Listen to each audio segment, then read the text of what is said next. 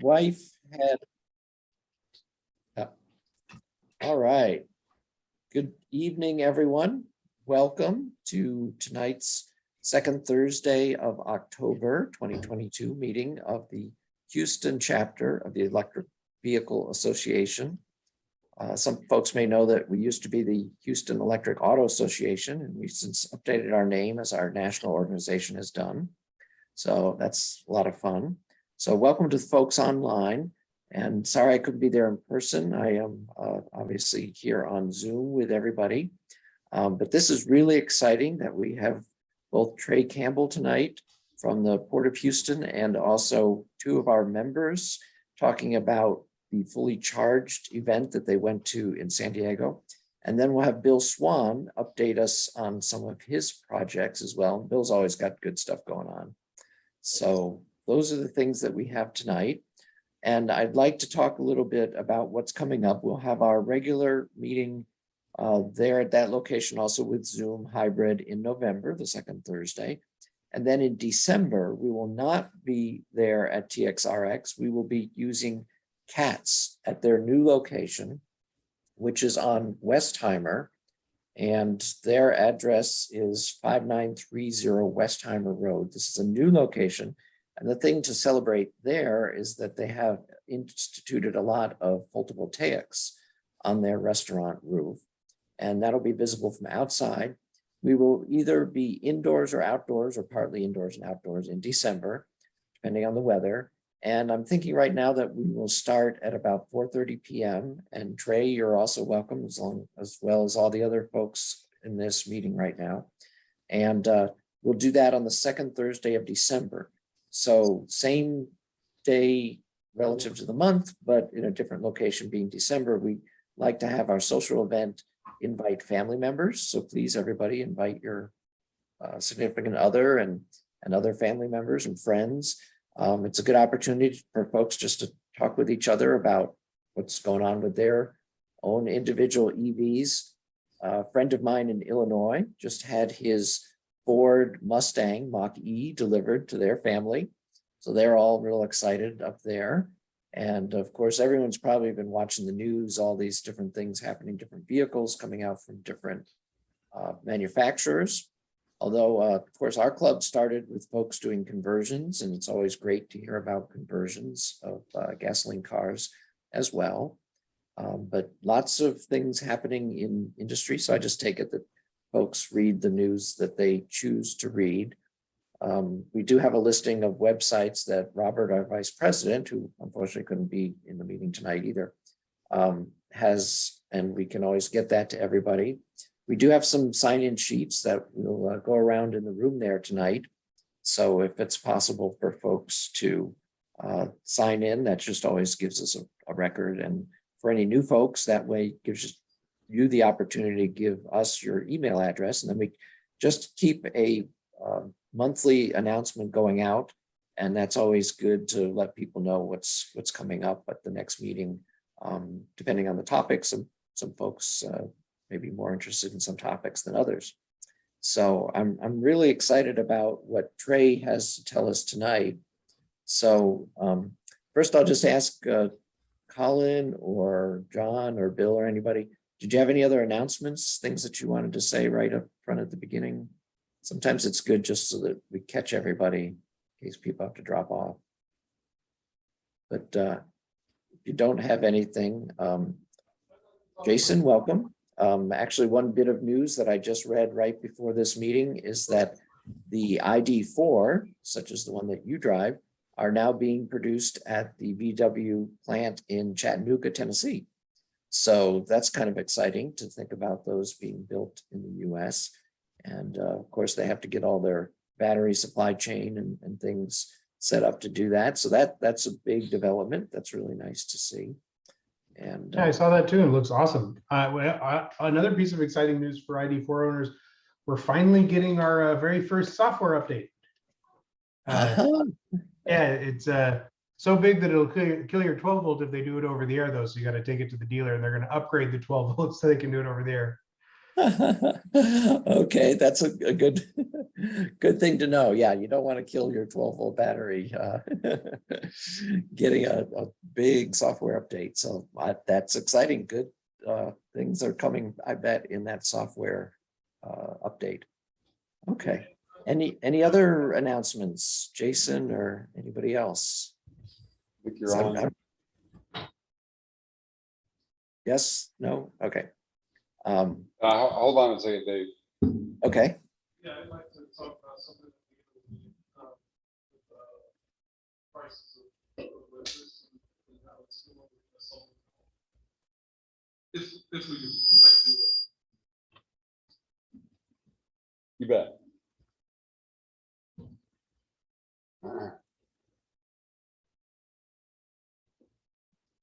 Okay, so I'm gonna turn it over to Trae then. Are you ready?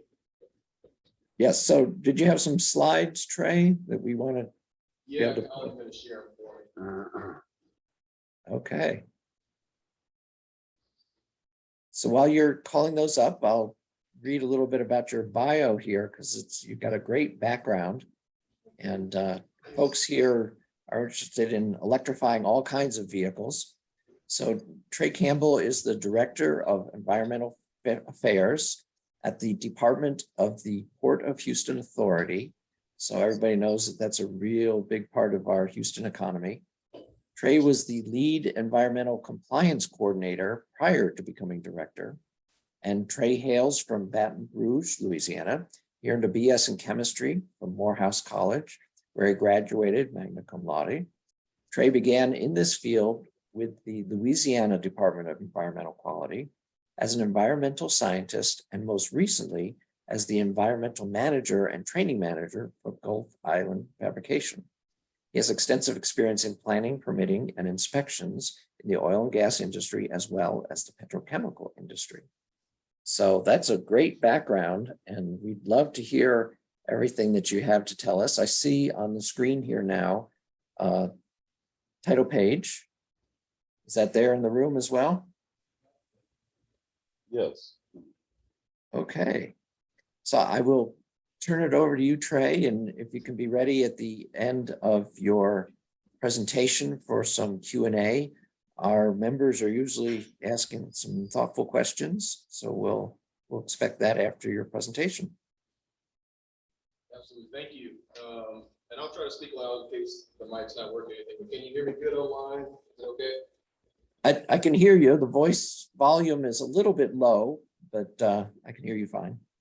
Okay, I'll try to speak up a little more. Good evening. My name is Trae Camble. As you said, I work with, I lead the Environmental Affairs Department at Port Houston.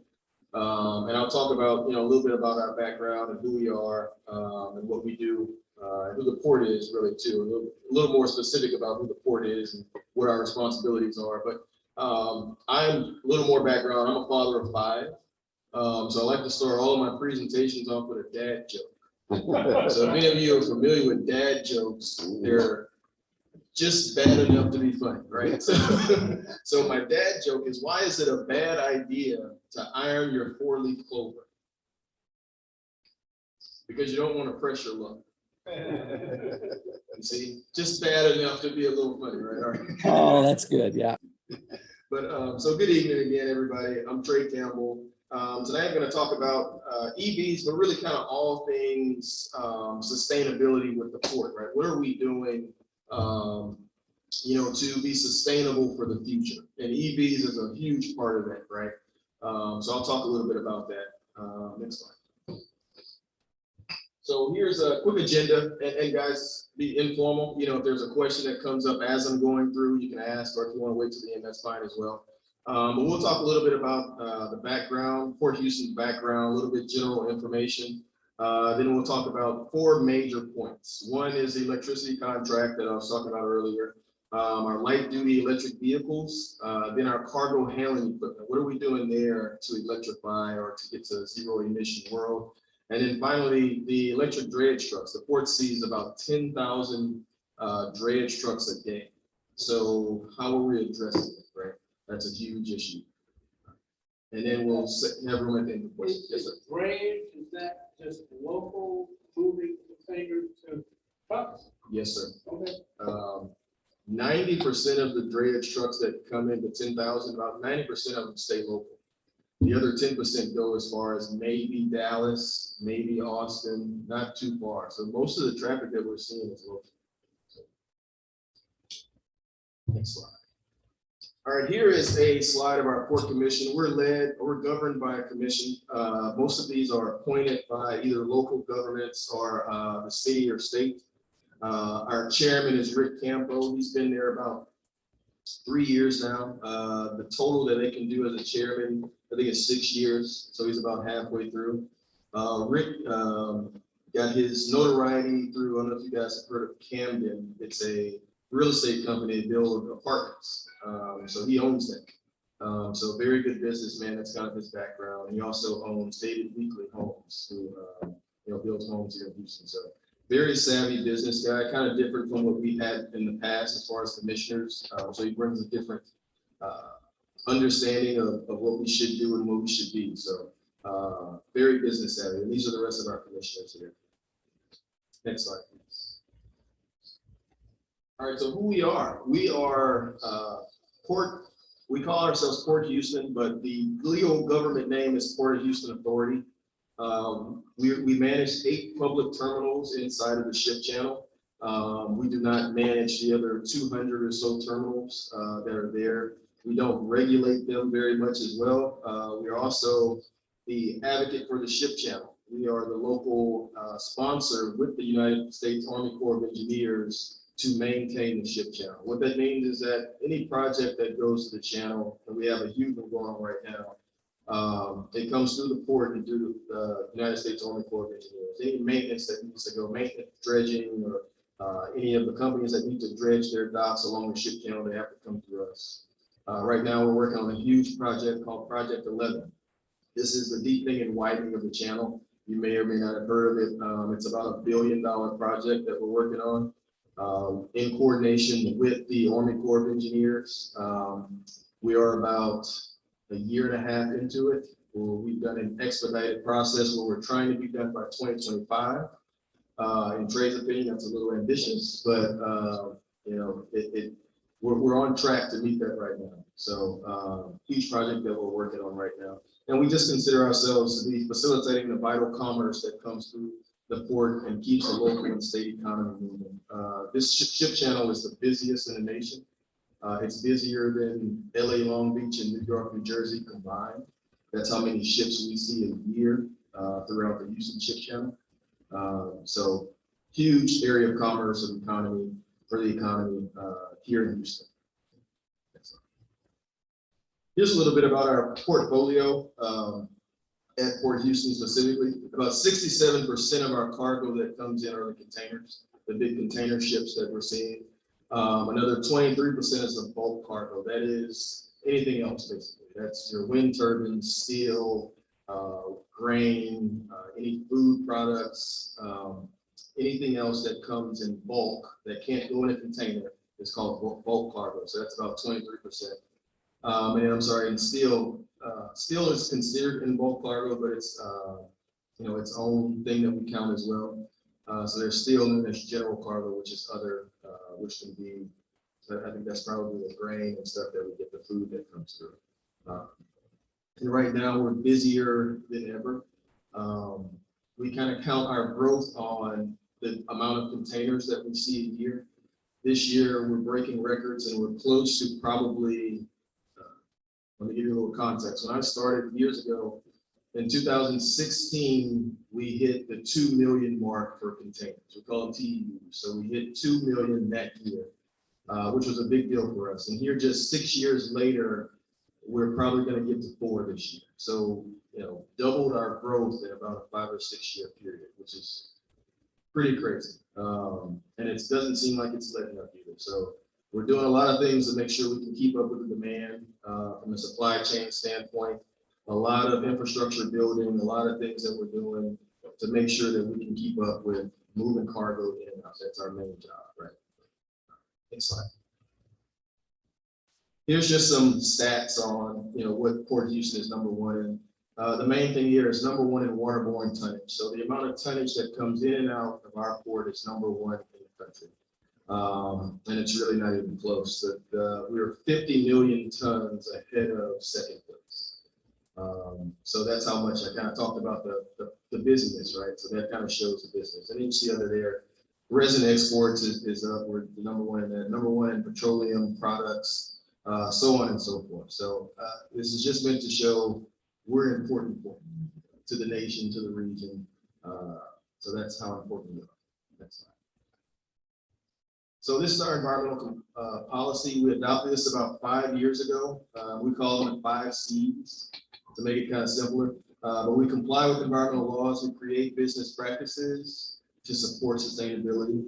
We communicate and engage and collaborate with stakeholders, which is what this kind of is. We're collaborating and communicating.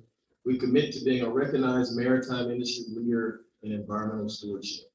In short, we want to be environmental leaders, not just in the maritime industry, but in the region and the world in general. And then we want to continuously improve on our environmental performance. Plan, do, check, act. We're always looking at what we're doing. And we're always trying to improve on how we're doing. All right, now into what we're doing specifically. The first thing that I want to talk about is our electricity contract. About 3 or 4 years ago, we decided as an organization that we wanted to investigate what it would look like to get into the renewable energy business from the electricity side. And after a couple of years and working with several organizations to understand what our load management was and what type of things were possible, we ended up signing a 10-year, 100% renewable electricity contract. This was a huge step for us because before we were kind of doing maybe a 10% renewable electricity. But what we found out was that at that point, the solar energy was very comparable to a coal-powered plant, and we actually got a lower rate when we locked in for 10 years with this company. It's with Shell Energy now. They work MP2 Energy, they're Shell Energy now. And so we were able to eliminate 25,000 tons of carbon per year through this contract. So 250,000 tons of carbon over the life of the contract. Something we're extremely proud of. And when we say asset back, which you'll see in our first bullet, Shell Energy built a large solar farm in West Texas that we specifically pull our energy from. So when we can say asset back, there's actually an actual asset that we look to that was built specifically for us to meet this demand. So we're very proud of it. First port in the world, we think, or at least in the country, to do an asset-backed 100% electricity contract. So huge deal for us. And the last bullet there is just we're part of the EVA Green Power Partnership. That partnership or that group or coalition is just groups that have 100% renewable electricity, and you get a nice green sticker from EPA to say good job. So next slide. Light duty vehicles. So we purchased through a grant, semi-grant. Pasadena Refinery had a fund that they had to spend some money on several years ago. And we were able to apply for not only 5 light duty electric vehicles, but the charging stations as well. So we, through that, they paid about 60% of the cost. So I mean, that's a no-brainer, right? I'm the environmental guy. I'm saying this is easy. This is an easy win for me. So we purchased 5 Chevy Bolts, and I have 3 charging stations at each of our large terminals. This is just scratching the surface for us. We bought these at the beginning of COVID, so obviously COVID hit and nobody's driving vehicles. So my CEO is saying, okay, well, nobody's driving. I'm like, well, nobody's here. So I mean, it's simple. But since we've been back in the office, everyone loves them. I'm sure you guys are hearing that. Once you have an electric vehicle and you're used to it, you know the ins and outs of it, you love it. So that's all I drive at work, are these Bolts. It's not a Tesla, but it is. It's very nice. It's very quiet. It's very, the acceleration is wonderful, and I like it. But the plan is so we purchased about 30 to 40 vehicles to replace on a yearly basis.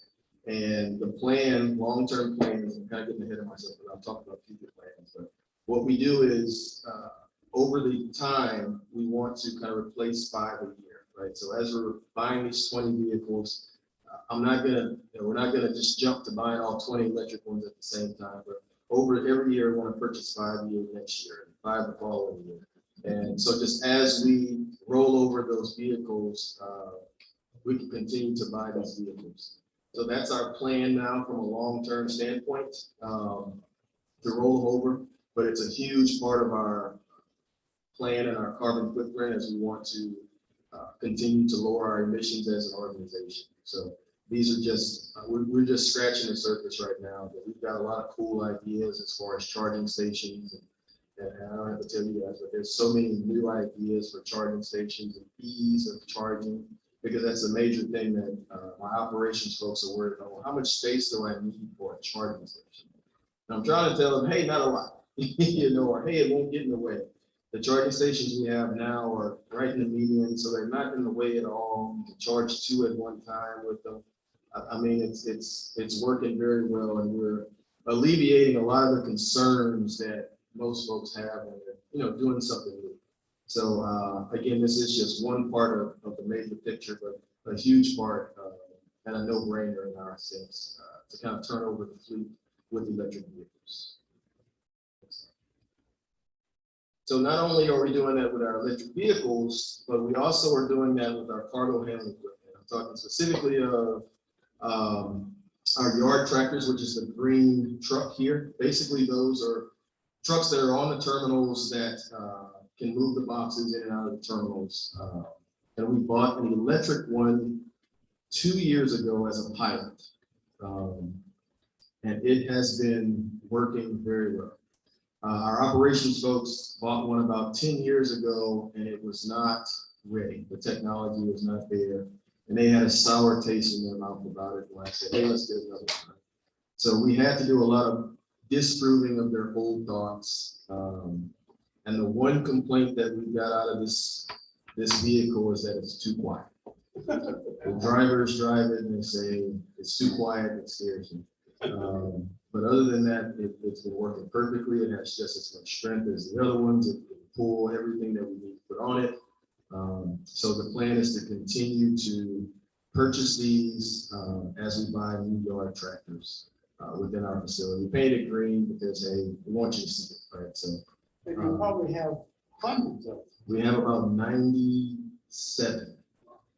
And this was the first. We're the first port in the Gulf Coast to purchase one of these. And now we're starting, the technology is there now. The only problem that I have is that they're expensive. This truck here, we paid about $380,000 for. A regular tier 4 diesel is about $160,000. So you can see the dilemma I have in going to my finance folks and saying, hey, I want to buy it. So what happens is I need grant funding and other things that kind of help cushion. Are these generally charged at nighttime? Yes, sir. Charged at nighttime and last the whole day.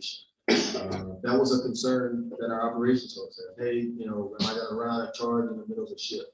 They have not, in the year and a half, 2 years that they've had it, they've never had an issue with losing a charge. The life cycle cost should include the cost. Maintenance Yeah. Fuel. Yeah. Right? and fuel. Yeah. You win in that area, right? We've proven that out. We've done the analysis on it. I'm sure you all have as well. And it shows that the life cycle is a no-brainer. But the upfront cost still worries some people a little bit. But as that cost parity comes down, we'll be able to purchase more and more easily. So we started with one, but the objective is to continue. Now we have these large rubber tire gantry cranes, which we call RTG cranes. That's the one in the left picture behind the solar panels. I kind of got 2 birds with 1 stone here. But those right now, we're only procuring hybrid RTG cranes. We made this decision about 2 years ago 2.5 years ago to only purchase hybrid cranes. And it's a hybrid system where it has a battery and then a very small engine and a diesel engine. And what happens is it a regen, so you don't have to charge it; it just kind of regenerates as you're using it. And right now, we just purchased 27 new ones, so we have about 50 of those now. And they reduce our emissions by 90% to their predecessors. So it's not fully electric, but we're giving you 90% reduction in emissions, which I'll take, right? So, and we're even looking at retrofitting the older ones to be able to put this type of system on it to where it's a hybrid type system with the battery and a small engine. So that's been working well for us as well. No issues from an operational standpoint at all. Do you have disability finding maintenance people to maintain either of these approaches? Good question.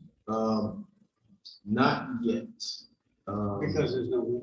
That's a good point. But we did have to put in our budget a training program to teach them, the electrical components of it, because they are a little different.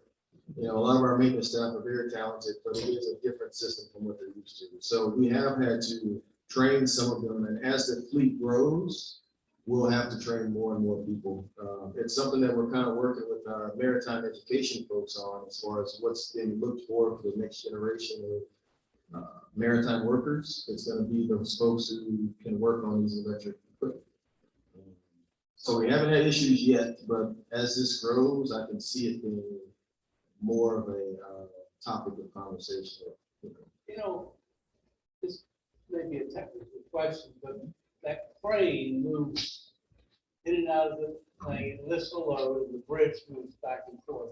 Do you happen to know whether the regen part is on all three motions, or maybe there's a dominant motion where most of the energy is expended? That's a good question that I don't know the answer to, but I'd like to know the answer to that. My guess is when it's pushing down, that's probably a regen, and when it's leaving, it's probably a regen as well. That's a good question. I'll ask that. That's a really good question. But those, again, have not had any issues. If we would have, we would be buying 27 at a time, right? So, and the cost there was really close. So these cranes cost about 1.2 million, a little less than 1.2 million a piece. The regular diesel cranes were a little over $1 million. So a little bit more expensive, but the board made the decision to only procure those from now on.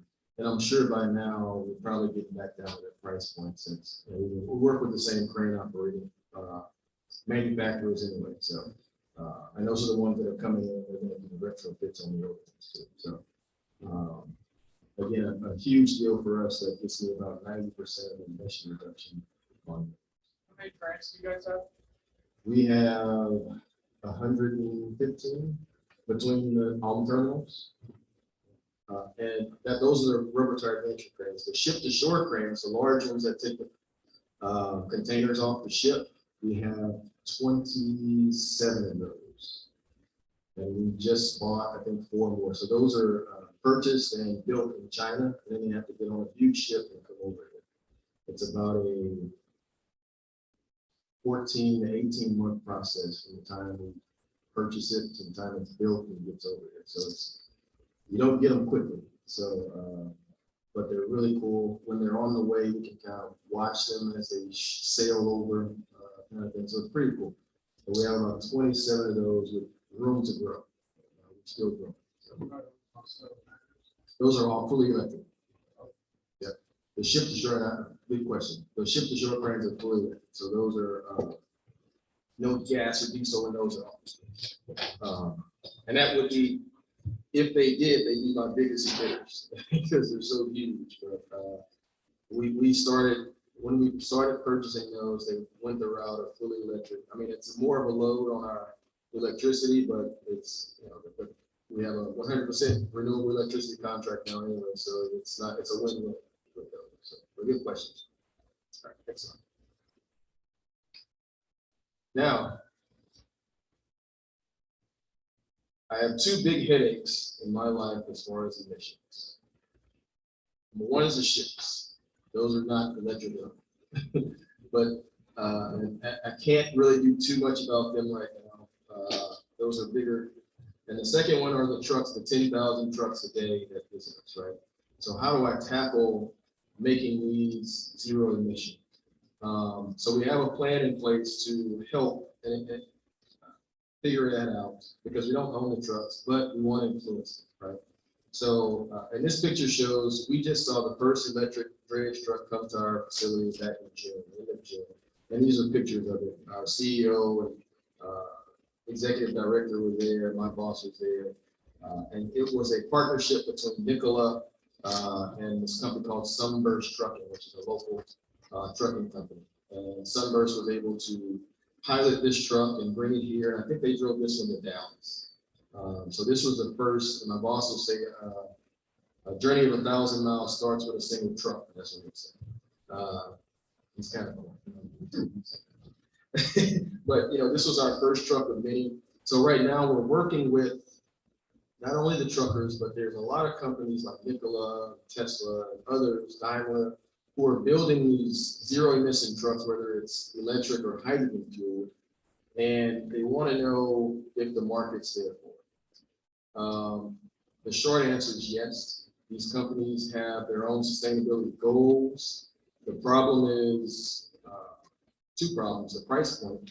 These trucks here are about twice the price of a regular truck, basically. And we don't have the subsidies or the grant funding there yet. That's one of the things that we're working on with legislators is how do we get the grant funding so that these companies can be able to pay for these, so we can get to this energy transition much quicker. So the port's working with all these to try to figure out what we can do, how we can help. We're thinking about placing some charging stations within the port and then potentially putting them along the I-10 corridor between here and Beaumont and Port Arthur. We have an agreement with them to try to figure out a green trucking corridor. And part of that strategy is putting charging stations along that route. So when these companies start buying them and they're asking, okay, where can I charge? That's there, right? Because that's another thing. You know, what's coming first, the chicken or the egg? Are the charging stations here or the trucks here first? We kind of think it needs to happen both ways, but if we can help put the charging stations there at our cost or with other partners, then that will help accelerate that transition that we're looking to. So those are my two big ones: the ships and the trucks that come in, right? And I can electrify my equipment easier inside my gates, but these we're trying to really tackle so that we can help with the emission issue in Houston, in Texas, in the country in general. And again, so you want to be leaders, right? Environmental leaders. So it's not just inside our gates; it's everywhere. What can we do? So that's a huge thing for us to be able to influence others as well. So that's pretty historic. Which port did they actually visit? The first port they visited? Electric. Where was that picture made? That's at Port Houston. Which one? Bayport. Bayport Terminal. Yeah. Good question. Yeah, so they went to Bayport, and Sunburst is one of our. They're a local company that we do a lot of business with in general, and they were the first ones to step up and say, "Hey, yes, we want to do this. We want to start turning over our fleet." And they're actually working on that now, working on some grant funding to turn over their fleet. So you know, shout out to Sunburst Trucking.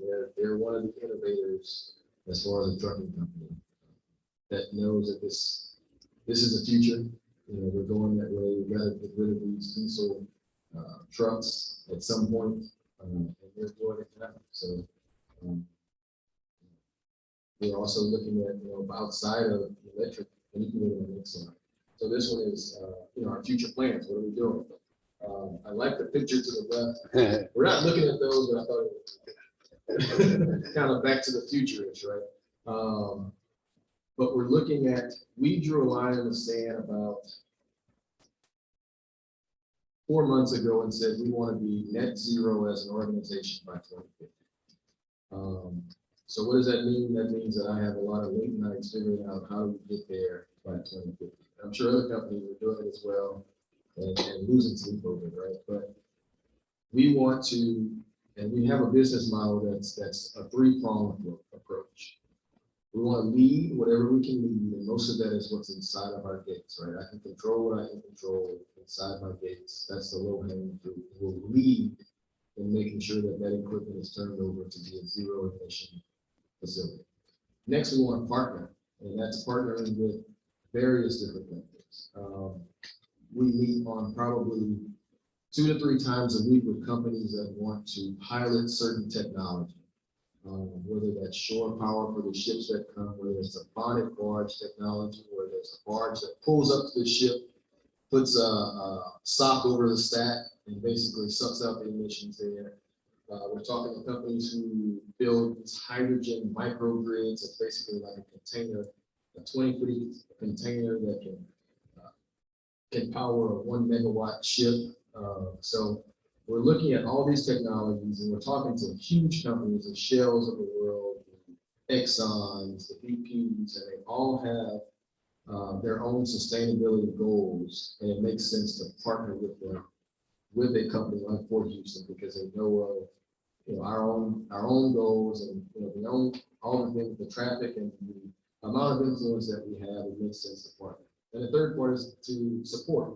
So we can't do everything, but we also support certain initiatives. We've written letters of support for air monitoring in the local neighborhoods. We've supported by some grant funding and funding given to local neighborhoods and local organizations, and being a part of different coalitions to where we can offer our advice and our expertise.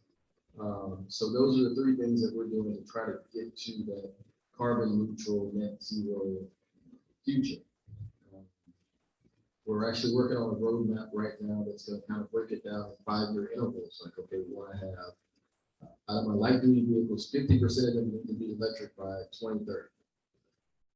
Like the dredge trucks that come in, 50% of them need to be electric or zero emission by 2040. So we're working on that and what that's going to look like right now. It's a lot of work going into that. It's a lot of buy-in from operations and other folks because they're so used to doing things one way, right? So half of my job is really the education and awareness part to make them comfortable, right? They have to be comfortable. And we also have to realize we're not California, right? We don't have the same regulations and the same funding as they have over there. So we're doing it, I don't want to say out of the kindness of our hearts, but we're not required to do it. We're doing it because we know it's the right thing to do. So I'm proud of that. But it's a long journey. Starts with a single truck.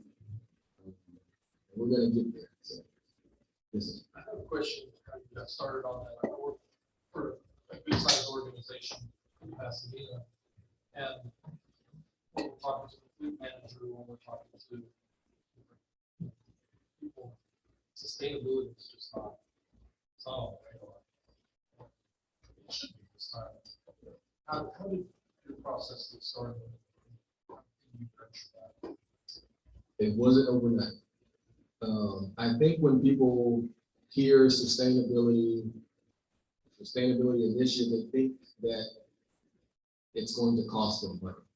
I think that's the unfortunate reality that some organizations or some folks, because a lot of those folks that are higher up have been there for years and years, right? And they're used to, we make money this way. Sustainability is just going to cost me money. But we've had to, and we got the same thing at Fort Houston when we started talking. When we started talking about these rubber tire gantry trains and the hybrid system there, when we started talking about light duty electric vehicles, okay, it's just going to cost me more.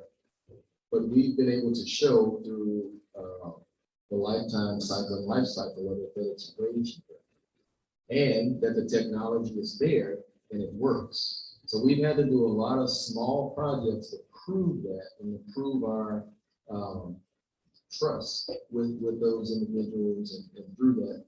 And we're still not there. I can't lie and say, okay, everybody's on board and I can get everything I want. That's not how it works. But through proving things over and over, we've been able to kind of make sustainability a strategic goal for the organization.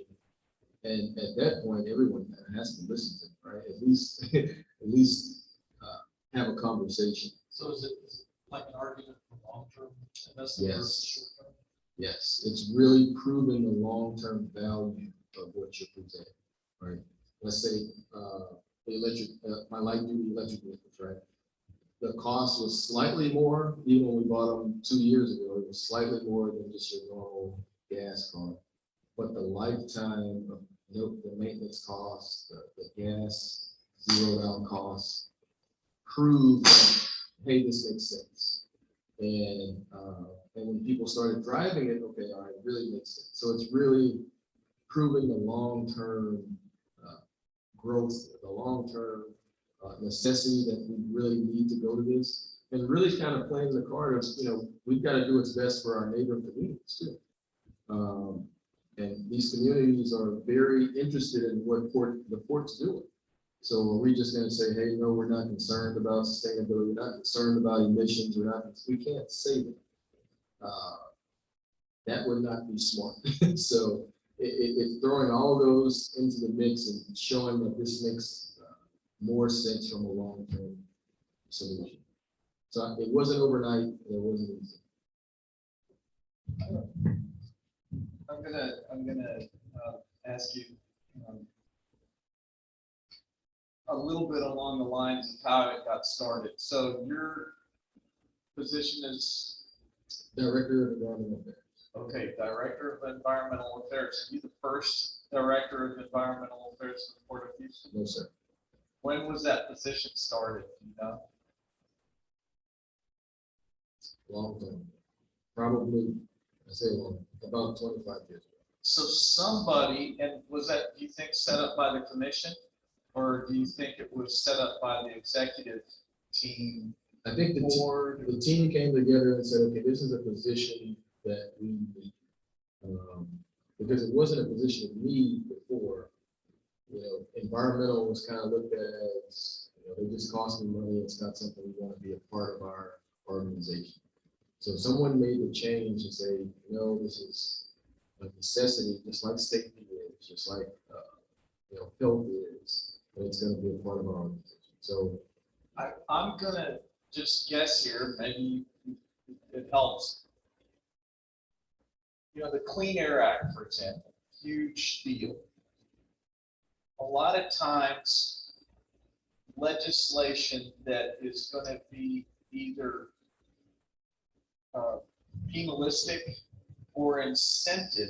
So the Port of Houston might be thinking, wait a minute, we need to look at sustainability to see if it's going to cost us money because we have new legislation coming down the road, or we can actually benefit on incentive grant like this Inflation Reduction Act. And I'm thinking that probably it had to do with money.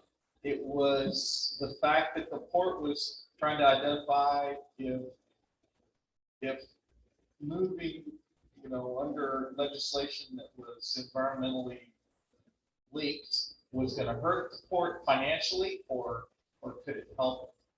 That's what I think. Organizations have to, somebody high up within a board or executive team has to say, okay, we've got legislation coming, we've got financial incentives at the federal level coming for the state. Does it hurt us or benefit us? And that's how you set up, Director of Sustainability, and the office starts to work on basically analysis. And then once you get to the analysis, you find out, hey, we can make money this way, or we're going to lose money this way, and legal gets involved as well.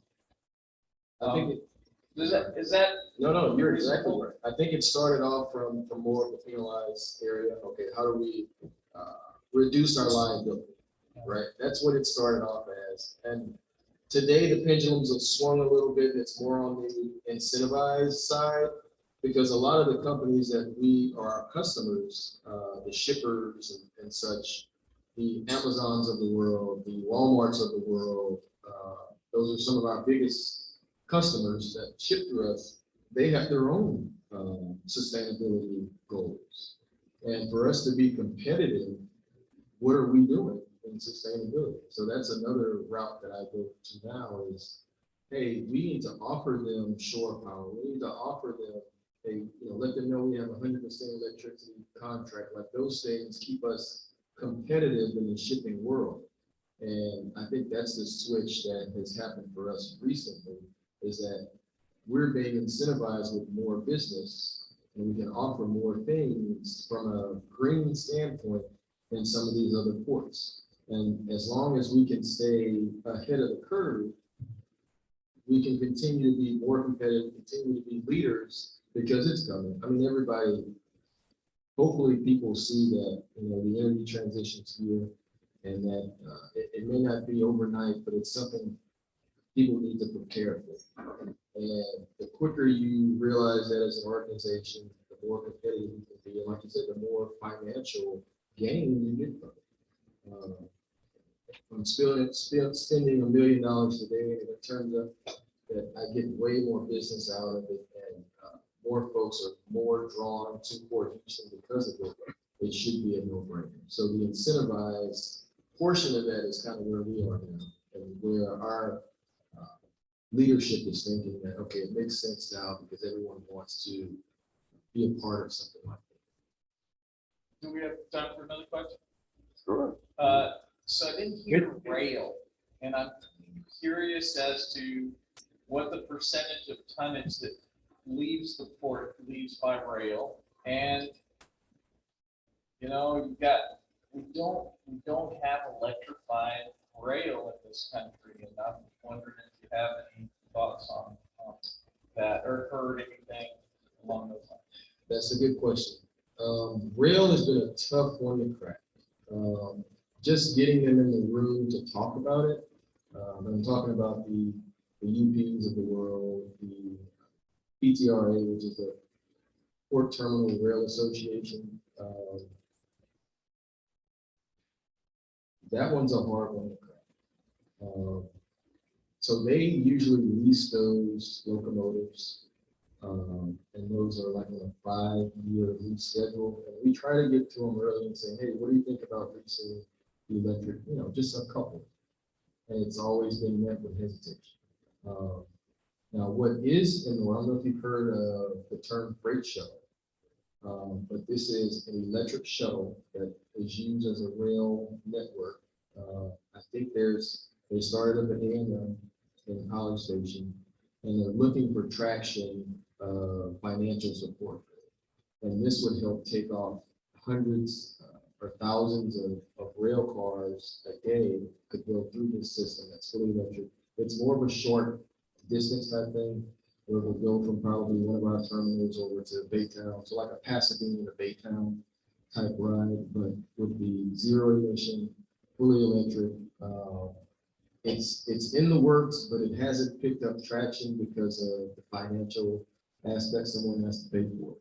So that is one way that folks are looking at trying to take some of these rail cars. I mean, a huge percentage of our, not a huge percentage, but a lot of it does go through rail, through rail. So Do you know what the number is? I don't know off the top of my head, but I can find that. So, Are these individual rail cars that are electrified? I've heard of this as one approach. yeah, it is. Yeah, it's. Gosh, I wish I had It's taken- battery electric locomotive? Is that battery electric It's car? just a rail car, not A no. rail car that has its own traction motor on it? Yeah. Something's been playing with. It's pretty neat. If you see, they have one. I mean, it goes, I don't know, 1,000 yards of track that they have. It's not very long. But the technology is there. It just needs to fund it. The port would be very interested in it. So if there was somewhere in Baytown that we would take these, which a lot of our cargo goes to, it makes sense. So I would say probably another 5 years or so, we'll hear more about it. But A&M is one of them. And they've had some backers that kind of put the money up front on it. Some rich billionaire, I think, probably put the money up front for them to pilot it. But it hasn't picked up the traction yet. So let's keep rotating around with questions. Professor Davis, did you have a question? Yes, thank you, Mr. Campbell, for showing up and sharing. I'm not a member of this group, but I'm a wannabe EV. I'm teaching a design studio at the University of Houston that is focusing on Brady Island, which is in the port area in your focus. And one of the things that we're focused on is EV conversions and using that site as a community center for EV conversion. And so some of the students have some very interesting ideas, some of which relate to the port's activities. So you'll be hearing from me separately from this meeting to invite you out to see some of the work. Bruce Race has been involved with you guys on a variety of issues to evolve and all of that. But I had 1,000 little questions, but I decided not to ask a small ball question. I'm going to ask a big ball question, the kind of question that you would have to take to your board. And I think your board, the chair of the authority might have the way of thinking, business minded thinking that would do this. Right now, the port is the fat man on the waterbed for commercial logistics in Houston, I'd argue, all right? That is, you have more impact in the business side of logistics in the Houston area as a single player, more of an impact than anybody else. And your activities in the EV area from your office are kind of emerge out of risk management and risk mitigation, which is fine. There's nothing wrong with that. And most environmental affairs offices are about that. What I'm suggesting is a radical rethink of where your shop's role is situated within the organization, rather than being a cost center focused on mitigation, becoming a profit center focused on environmental investment. That is, there are a lot of allied businesses with you, and you made reference to the fact that they sometimes have capital problems in terms of thinking about their fleet and refitting their fleets and that sort of thing. And the ability to mobilize the capital in such a way to incentivize them to retrofit their fleets or redo their fleets in an EV direction, or to incentivize innovation, your shop is somewhat constrained in that. You can bring good ideas and you can be a good salesman and you can do pilots, and it may or may not turn heads, but basically you're a pitchman in that regard, which is, again, nothing wrong with being a pitchman. But if your office was viewed as part of the investment arm of the organization, and that the organization began to view itself not just as a platform for logistics, right? And one can easily make that analogy that the port is a regional platform for commercial logistics. You could also be a regional platform for commercial logistics environmental conversion from a financing point of view through floating bonds and working with your major partners to produce funding mechanisms and funding streams that align with your environmental interests and align with the capital needs. Because every time you talk to somebody in this business and you say, well, why don't you throw in some batteries with that EV charger? Well, there's a CapEx problem. We don't got the capital. And, the long-term investment problem. I think that the port, because of its bonding capacity and because of its relationship with some of the larger corporate players, there could be a radical reconsideration of environmentally friendly, sustainable economic development within your organizations that say, this is not a risk mitigation activity. This is an investment activity that we can begin to remobilize capital in such a way that we can create a competitive edge for those technologies that we think will move us in the right direction. So that's my pitch. I'm not suggesting that you get way out of your lane, but you're a Morehouse man. Both of my brothers graduated Morehouse, so I know what y'all can do and how y'all can think, and begin to motivate the organization at the top rather than having to re-educate the organization at the middle. Thank you, sir. Thank you, and your brothers are probably great guys too, so.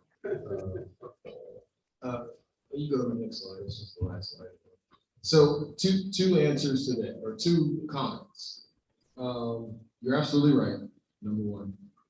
That wasn't in my comments, but you're absolutely right.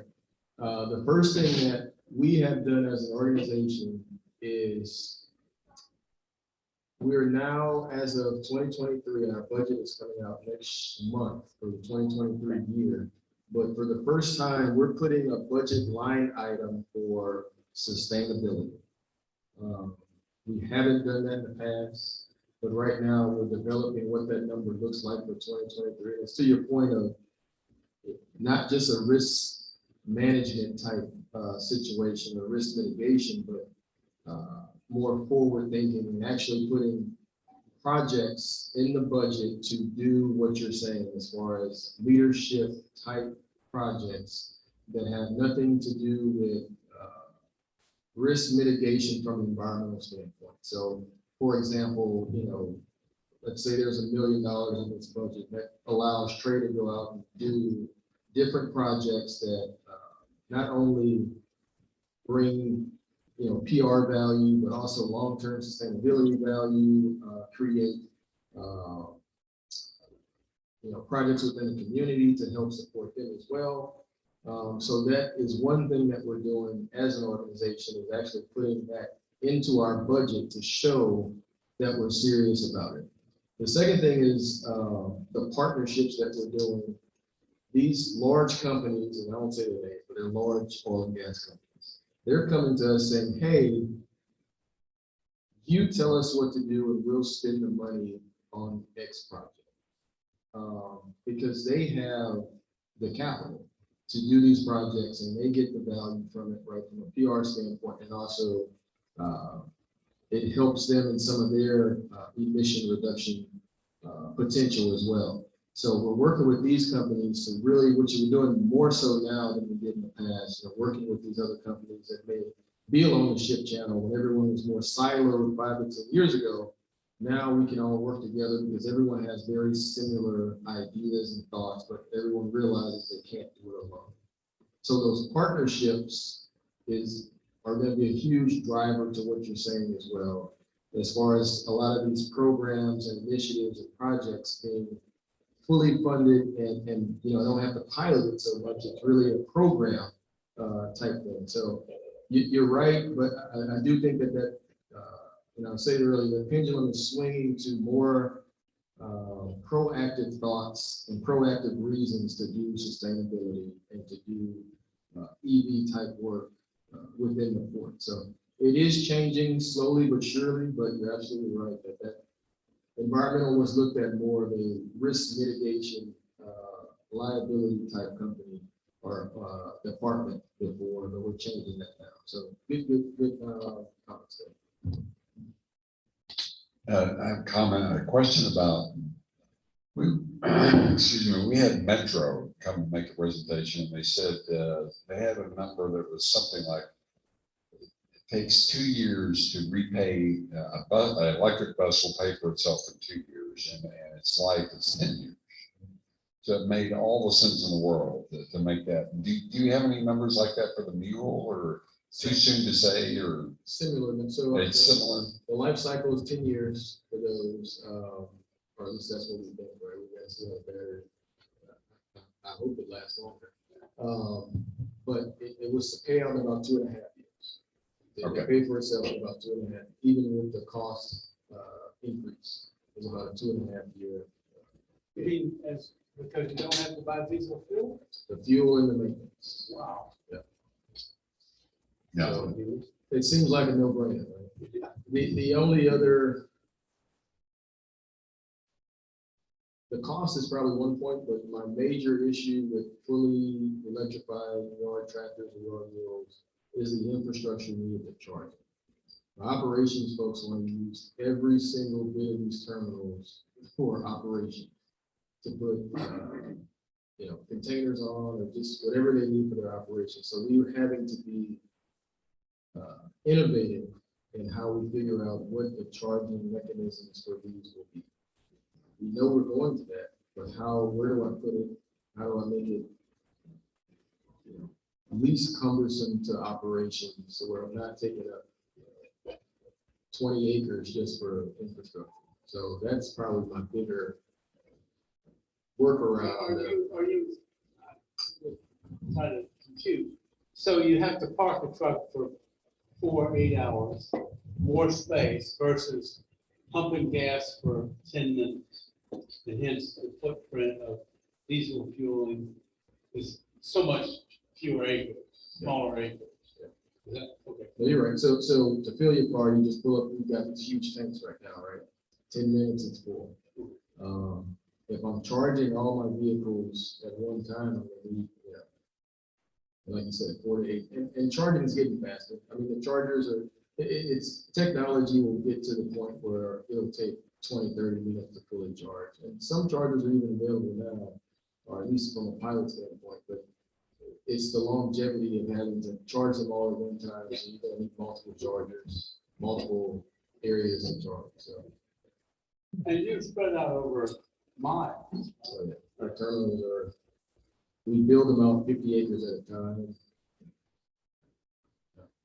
So that, yeah, it's interesting to hear about the concerns, yeah, with charging. I hadn't thought about the actual placement of charging and the operations folks wanted to use that area. So if we can keep rotating with questions, I see Jason Rapp has his hand up. Jason, are you there? Yeah, I had a couple of questions. I think my biggest question is, or my first question really is, so you guys have been doing a lot of awesome stuff. So what are your next targets? What's the, what are the biggest sources of emissions that you guys want to tackle next?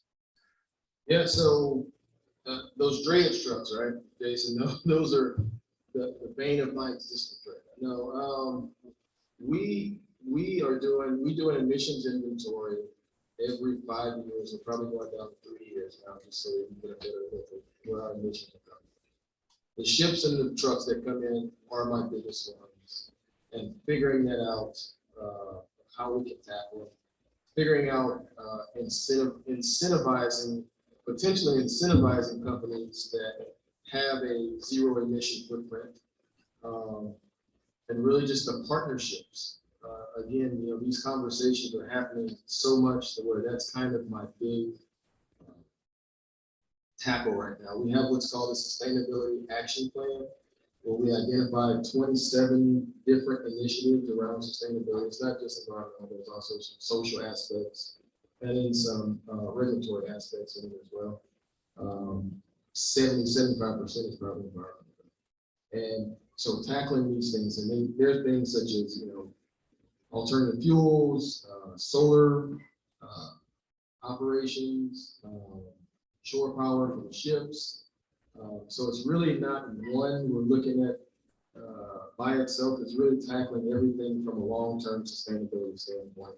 And how do I implement this 2050 carbon neutral / net zero plan?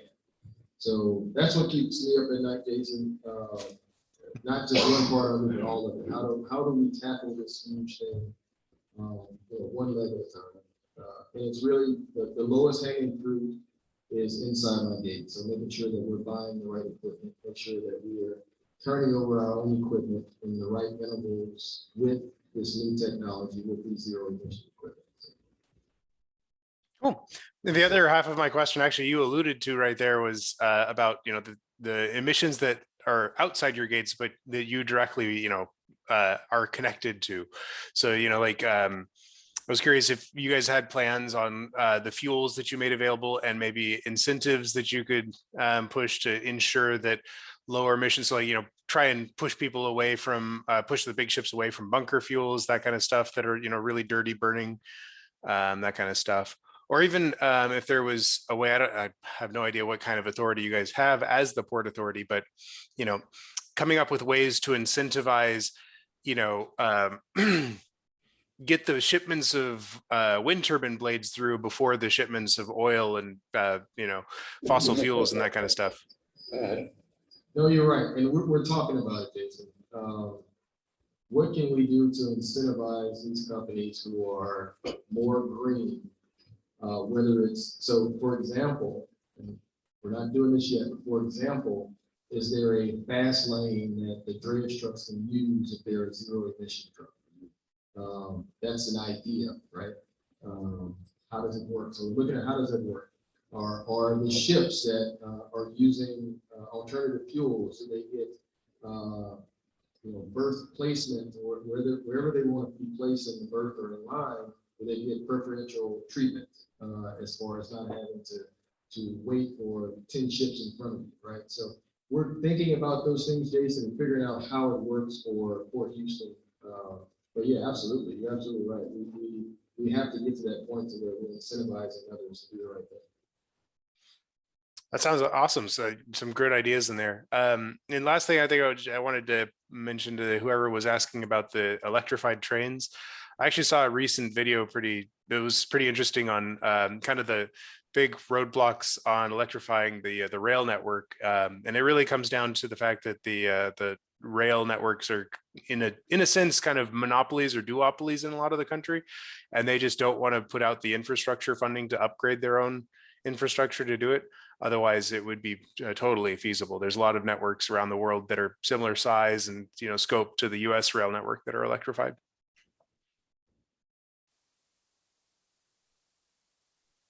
Yeah, that's a great comment because, yeah, people have to look around the world, not just within the US, and see how others are doing things with electricity. That's great, Jason. Thank you.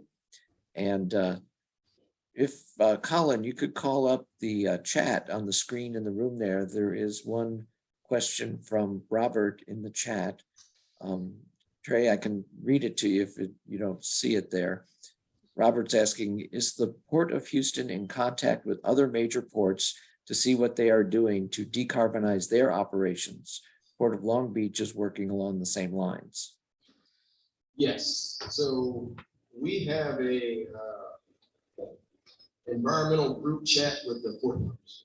No, we meet, there's several organizations. One that I'm thinking of is called AAPA. That we have a forum to meet as environmentalists from all these ports. And that's where we share a lot of the ideas that some folks are doing. And really what you want to hear is what their heartaches are. Everybody has the same goals, but I want to know what your roadblocks are, especially from LA Long Beach, and they're very forthcoming with the information that they're giving. And they let us know that, hey, this is where you can get, 90% of the way up here, and the other 10%, they're not seeing it, for example. So yes, there are, we talk with LA Long Beach a lot, we talk with Savannah a lot, we talk with the ports of Louisiana a lot. We even talk with a lot of overseas ports, Port of Rotterdam, who's doing a lot of innovative things, Port of Singapore. The ports up in Washington State are doing a lot of really cool things too. So we're talking, but that's a very good point. Yes, we're in communication with them. Everybody's on this journey together.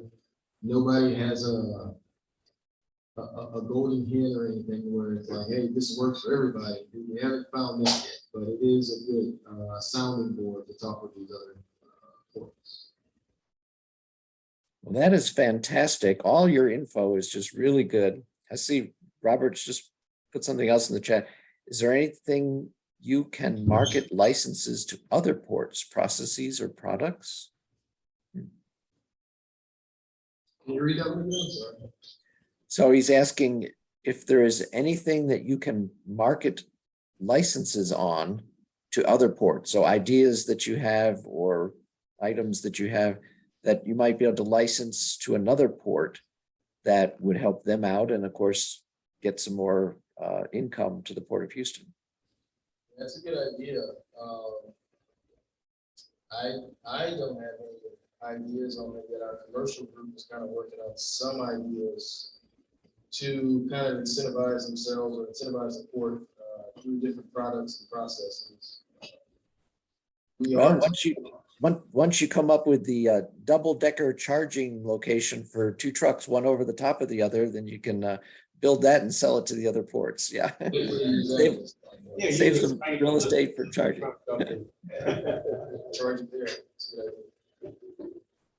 Yeah. Okay. So if there aren't any other burning questions, I'd like to, Yeah, hang on a second, Dave. okay. I was just wondering if you know what the percentage of drayage trucks are owner operated versus leased. The majority of them, all right, so.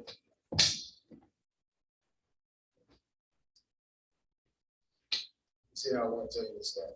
The majority of the trucks in general are owner operated. But about 50 to 60% of our trucks are through some company lease type thing. So the traffic that's coming in and out, most of them are owner operator. Let me back up. Let me just answer you very simply. 75 to 80% of the trucks in business, 10,000 trucks a day, are owner operated. So that's a harder nut to crack, right? How do I go and tell this guy, hey, you know, I need you to get rid of this truck? I know you've had it for 10, 15 years and still running. I want you to come pay $350,000 for this electric truck. Look at me, right? And even if it's incentivized through a grant, I can get them 50% of it. It still only puts you back at the cost of the diesel. But you have to, through the grant process, what they make you do is you have to destroy your old truck. So that's not a good sell either, right? So they can't sell it or they can't still use it. So it's tough. Now the larger companies, the Sunburst Trucking of the world, Jetco's and Richardson, and those companies will be the first adopters. So we're trying to focus on that. Hey, out of your fleet of 100 trucks, let's just do 10 electric trucks right now. So those are the ones that we're really targeting now until the price point.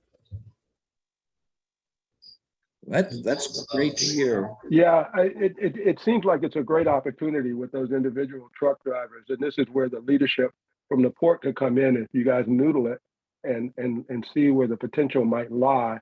And that's to offer EV conversions. So you're not doing destructions. And so you say to one of your active truck owner operators that say, hey, this wave is coming and we've got a deal for you. Either buy a new truck and we'll help you finance it, and we'll take your old truck and we'll convert that.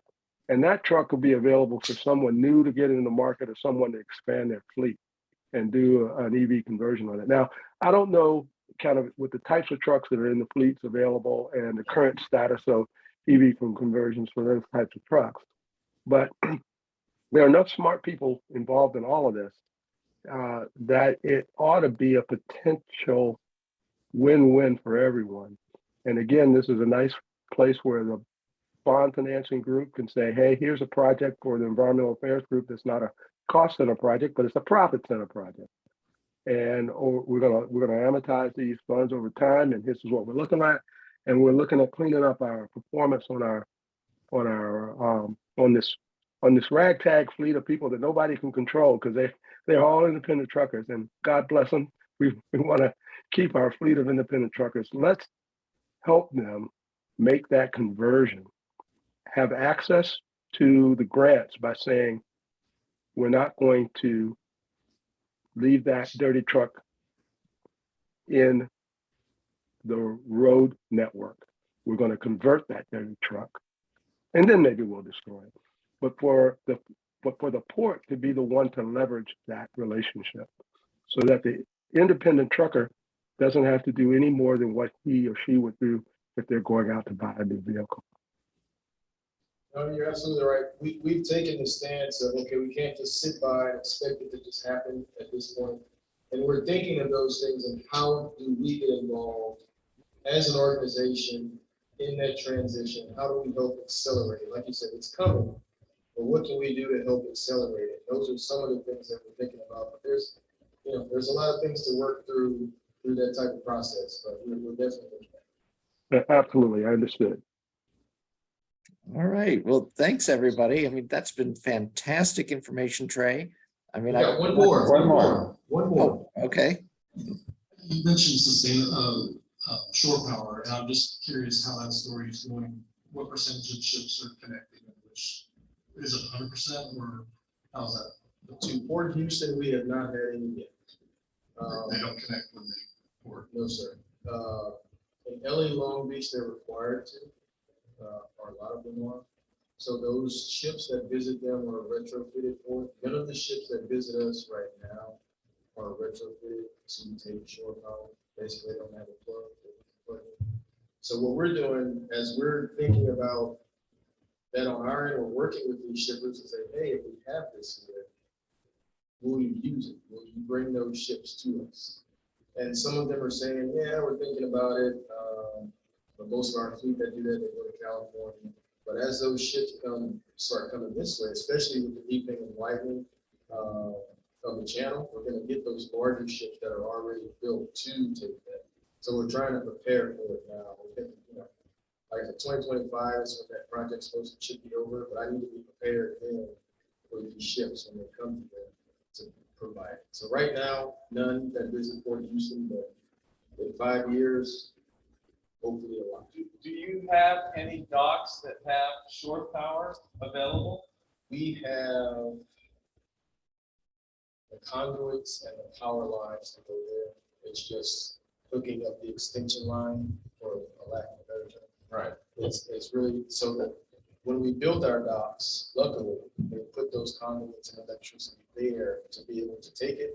It's just building out, where's the extension line, basically. So it's compatible to do it. We just look at that next investment.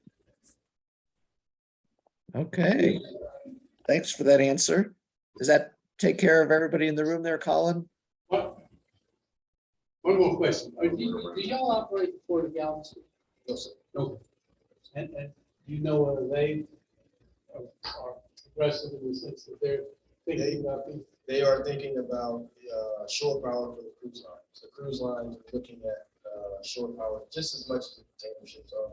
The tankers are probably bringing up the rear as far as being ready to do shore power or electric or alternative fuels, but the cruise lines are moving in that direction. Interesting.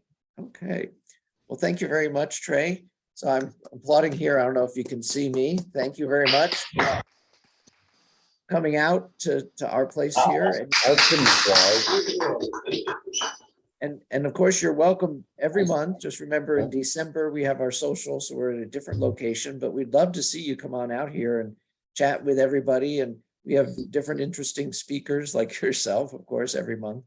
And our members also talking. And for Professor Davis, I'd just like to say everybody's automatically a member. We don't charge any dues for our Houston chapter of the Electric Vehicle Association. So you, your students, everybody are welcome to come anytime that they want, either in person or in Zoom. And just remember, December, we're going to be at Katz on Westheimer, not here at TXRX. So that was a fantastic learning opportunity here about the Port of Houston. My opinion of the Port of Houston has just gone way, way up with all the activities that you're involved in.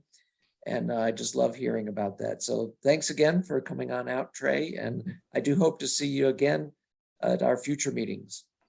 Thank you guys for inviting me. Yeah, thank you. Absolutely. Thank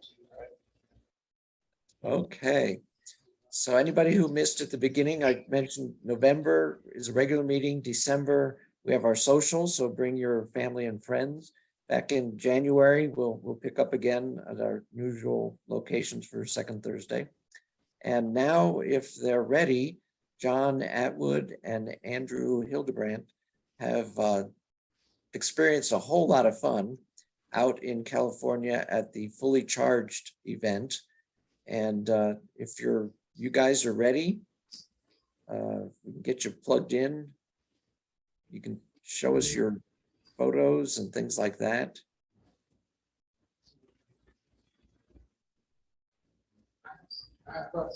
Yeah, I'll just plug it in. Okay.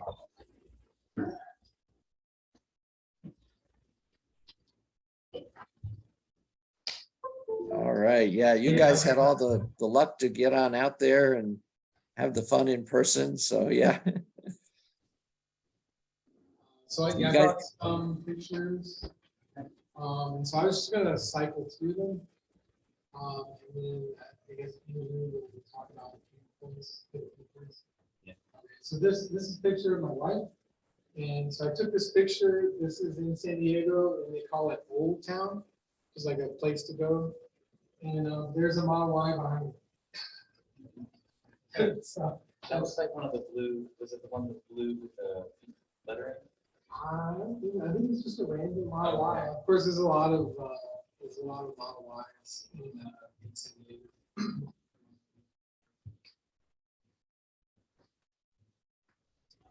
All right, there we go. I can see you now Yeah. on the screen. Yep. Yeah. So behind your head. I took that picture. I was like, I'll stand right here. So anyway, you can cycle the pictures and I'll just talk about it. So this is going to be related to the fully charged annual event which happened in San Diego. It was, what was it, September? So, I was about to- yeah, something like, yeah. So I flew out there, but Yeah, so I took my brand new EV6 out there. I took my dad, my little sister, dragged him along. And we used the Electrify America network the entire way there. It took us 2 days to get out there, but that was 2 very long days. Starting 5 a.m., leaving here, ended up in Phoenix the first night. And that was around 11, 12 p.m. And then a second day, which was another 12, 13-hour day. What's the range on your EV6? I have the wind rear-wheel drive, so the EPA 310, but we were doing 80, 85, getting about 220 miles of real-world range. But in between chargers, just the way they're placed, it was more like 110, 130-mile legs, with each of those stops being about 10 to 15 minutes. What is the rate it charges at roughly? Its cap rate is 230 kilowatt. It slides off of that around the 30–40%, but it keeps well above 180, 190, well up into 50–60%, and around 170 all the way up to, I think that's 80%. But with the EV6, around, or actually anything that's based on that platform, so that's the EV6, the Ion 5, okay, what's the green one? The Genesis, I think, that brand new Genesis, all the same platform. At that 80% mark, it takes like a 3-minute cat nap for the battery. It just drops off a cliff for about 3 minutes, only pulling like 3 kilowatts to cool battery. I think it does that for safety. I'm not exactly sure why. Just check and make sure everything's okay. But then it goes back up to around 70 or so kilowatts. So yeah, on the picture you see, there was the Tesla owners group was there, and a lot of artists. The last picture that had the bus, that was, this is like one of the only retrofitting companies that was there, where they're taking older cars retrofitting. Last year, or actually it was in 2020, was the first fully charged. That was in Austin. And there was a lot more of these cars. There was at least 2, maybe 3. And so this fully charged was only 1. And they had the bus and they had the Porsche, and you really couldn't see the conversion. They kind of had, panels, everything covering everything to make it look very OEM. No, Colin, could I ask you to see about getting the photos as they're changing on the screen? They're not coming through to the folks online changing. We still have the first photo.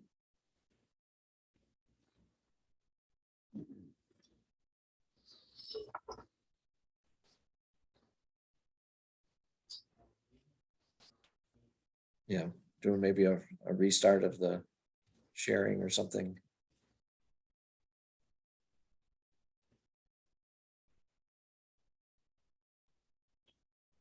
All right, I see it's coming up again. Aha, yes, we've got a new photo and looks like it matches the screen.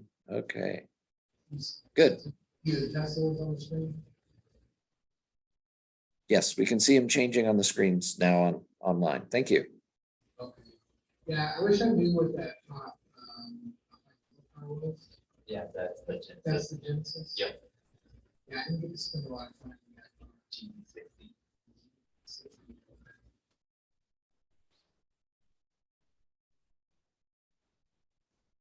Yeah, and this was a new one I've never seen called EVA. So I have a few pictures of this one. It's a startup that is kind of come out of nowhere. Has anybody heard of EVA? No, they're making this car from scratch. There's a few more pictures. So it's got a very distinctive front look there, with a big light bar. And, so they're just another startup coming out of nowhere. They're not based in India or India. So, yeah, that was a great picture. Let's try to get the dash because there's a lot of screens in there. So this is the next. This is a trailer, like a toy hauler. It's huge. Yeah, I have the next pictures kind of come out a little bit to show, but he had a really big solar setup on it. And so this is his inverters and battery, his control center. And so he works on his motorcycles and parts and stuff and takes it out. See here, you can see it has these two pulled out solar panels on the top, similar to what Bill has been doing with his solar container. Yeah. Yeah, you see, he uses the same equipment I have. Oh, yeah. It's, Oh, the battery pack. the Battery battery pack pack. and inverter. Yeah, that was the lithium iron phosphate, I think, battery bank. Yeah. That was pretty neat.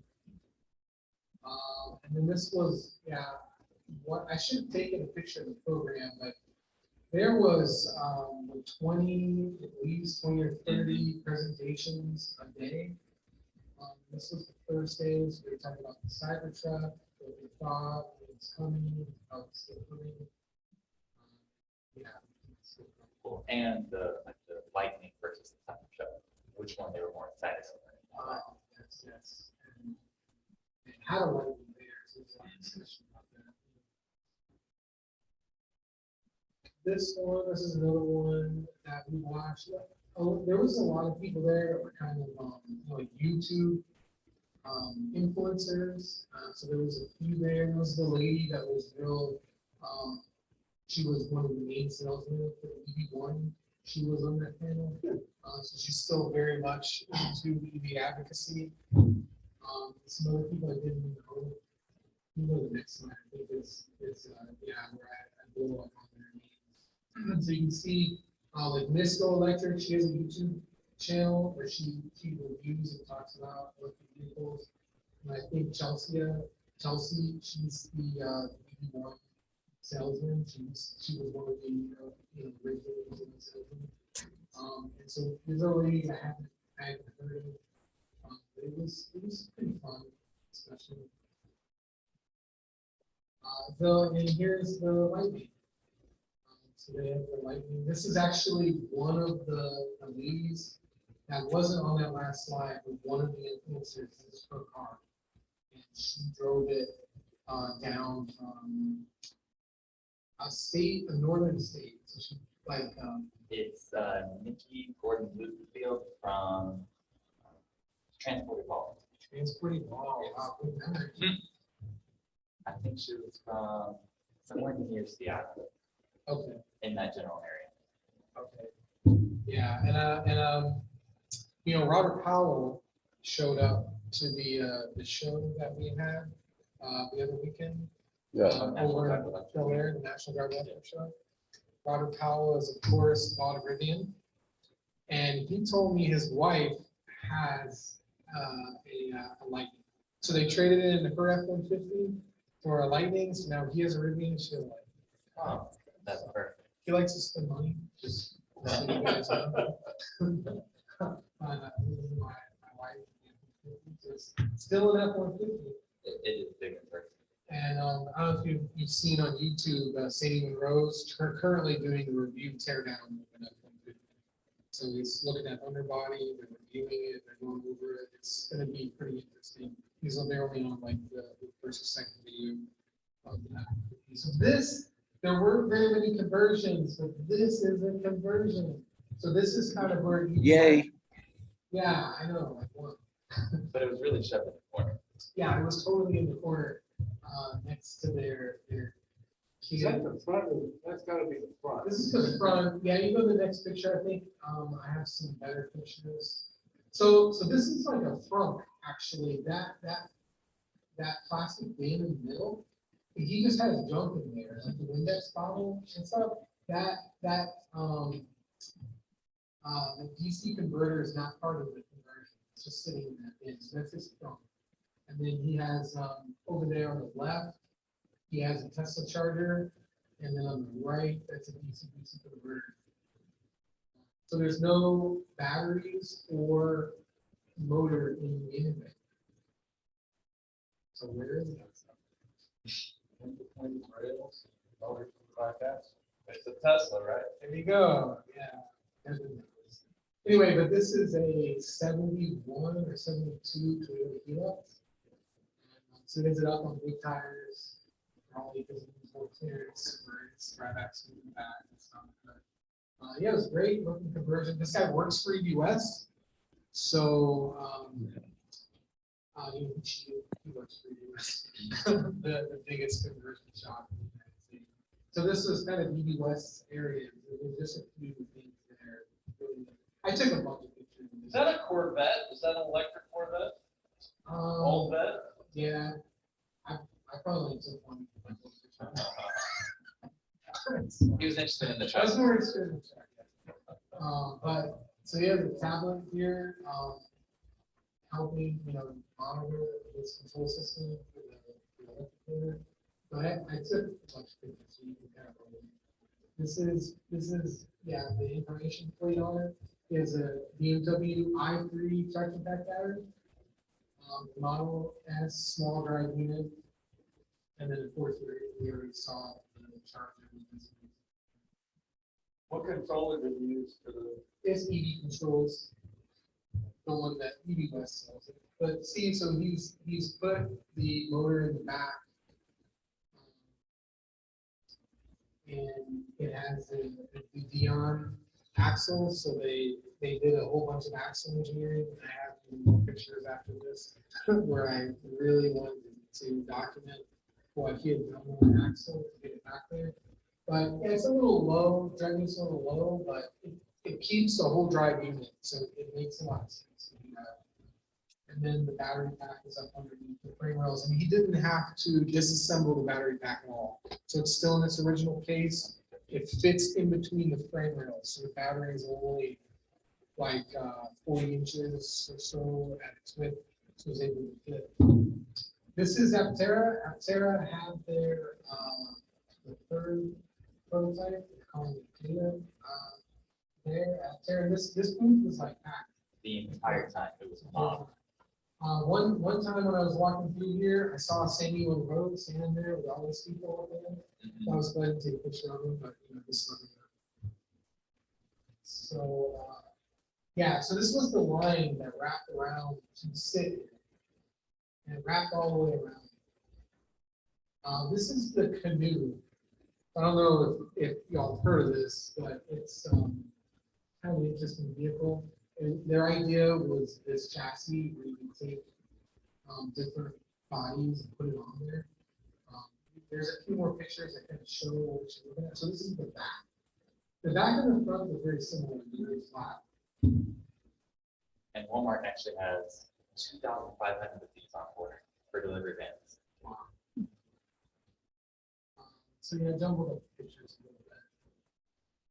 So what's the next picture? Acromotor. Yeah, I take the front of it next. Oh, it says NIM. Yeah, so what's the next picture?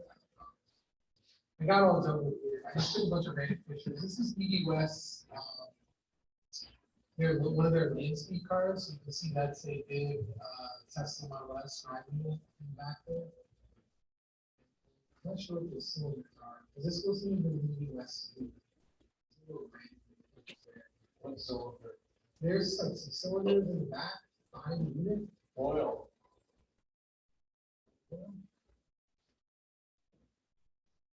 I think. Oil or cooling, maybe a cooling Yeah, tank. or, yeah, I don't know if it's parachute. I have a picture showing. So there's, you can see. It's about windows on. And that's what the battery pack does. Yeah.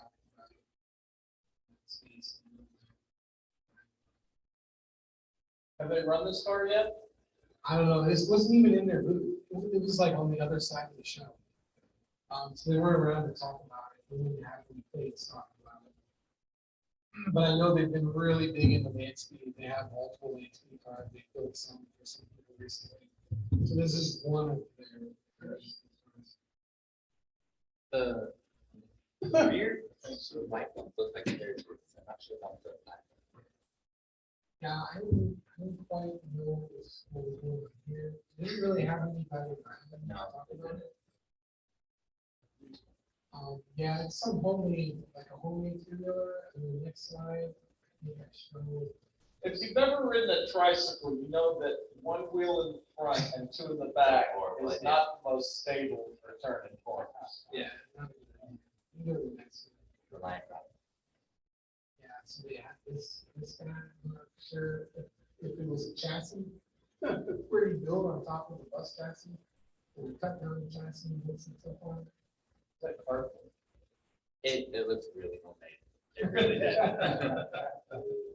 Hey, man. You gotta start somewhere though. Credit. Yeah. Yeah, this is what started it all. The beginning of our group. So there's another shot. So I was just taking some random pictures. So here's the front of the windows. So you can see how the doors kind of come out and go forward. So it's pretty interesting. I didn't talk to the guy, so I don't know anything about it. These are the solos. So you can buy solo stock. I've lost some money on solo stock, but you can buy solo stock. Maybe buy direct. Yeah, but the solos are pretty neat. I mean, you know, by They're really cool. their name, they fit one person. And so it's the right kind of three-wheeler with two wheels in the front. But as you can see, these are on the street, and they were doing rides. So they would have a bunch of them lined up, and they would have a leader, and then a follower, and then a bunch of people in the middle just doing test rides. So you get to drive your own. I didn't get to do that, but there was a really long line to do it. But really awesome. Yeah, they're in production, and from what I heard, I was talking to somebody who was local, I think my Uber driver actually, he was saying that he sees these all the time. They have some companies that own them and they use them downtown. Here you can see the line. Oh, and here's the Arcimotos. So Arcimoto had a big showing there. That's the car that Robert Powell had for a while. Where it's a driver with kind of a bicycle steering shaft. And yeah, someone sitting behind me at a fun utility vehicle. So they were obviously doing test rides as well. Oh, here's more pictures of the driving. Yeah, and why did I get any pictures of that? Maybe like. Anyway, you can cycle through these. This is just some close-ups of how they did it. You can see the battery pack above the motor. And it's about 6 feet long, so it comes from the back. Oh, and I took a random picture of the interior. Yeah, so you get a little better. Did you guys sit in it by chance? I did not. The line was almost around the block. How the quality, fit and finish and all that from what you could see look? And I mean, to me, it looked good. It looks phenomenal. I mean, it looked ready to go. Good. Yeah, I mean, I didn't see any issues with the finish. And the inside, the interior looked really well done too. It looked very nice. I mean, obviously we weren't, there opening and closing the door, but I thought it was a really good. This is the Harley Livewire, and you could also test drive these, and they were going out like 10 or 15 at a time, but you had to have a motorcycle license. Me and Adrian didn't stand in any other line, so we were just hopping up from one thing to the next thing. So here for which one, the Aptera or the Livewire? Oh man, that's very expensive. It's way more expensive than I thought. Oh, and this is the catamaran sign up. I just took my picture so I can remember what time I signed up for. We'll get to the catamaran. Oh, so there's a picture of the catamaran. So yeah, we'll talk more about the catamaran. Unless there's no. Oh, here you go. I got a picture. I got a random picture of the interior of the Aptera. It was interesting, the coloring they put on the steering wheel. They made it look like a face. Yeah, so you see it's got these kind of thick door sills. Kind of reminds me of the Lotus Elise. Kind of thick, and step into it. It is really low though. It is very low to the ground. Here's more pictures of the driving. I'm trying to figure out how they get the VPI, packaging here. Where they built these axles and then get two that connects them in the back.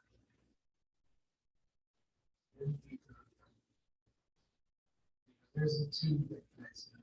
It actually goes in the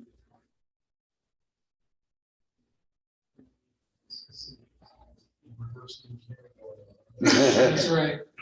This is the catamaran, and I don't show you a full picture of the thing until the end. So that last picture was one of the battery banks. So there was 4 battery banks, 2. And so when you're looking at this picture, that's the floor. The battery is in the floor, which is in one of the bottoms of the catamaran. And then this area up here to the right, that's like a room where you would sleep. You have a cushion and you sleep there. So the picture needs to be rotated. But it has 4 battery banks, two house batteries, and 2 batteries for the propulsion system. You can go to the next one. This is the control system where he monitors the battery banks. And then that's his lead. Yes, probably. Nope.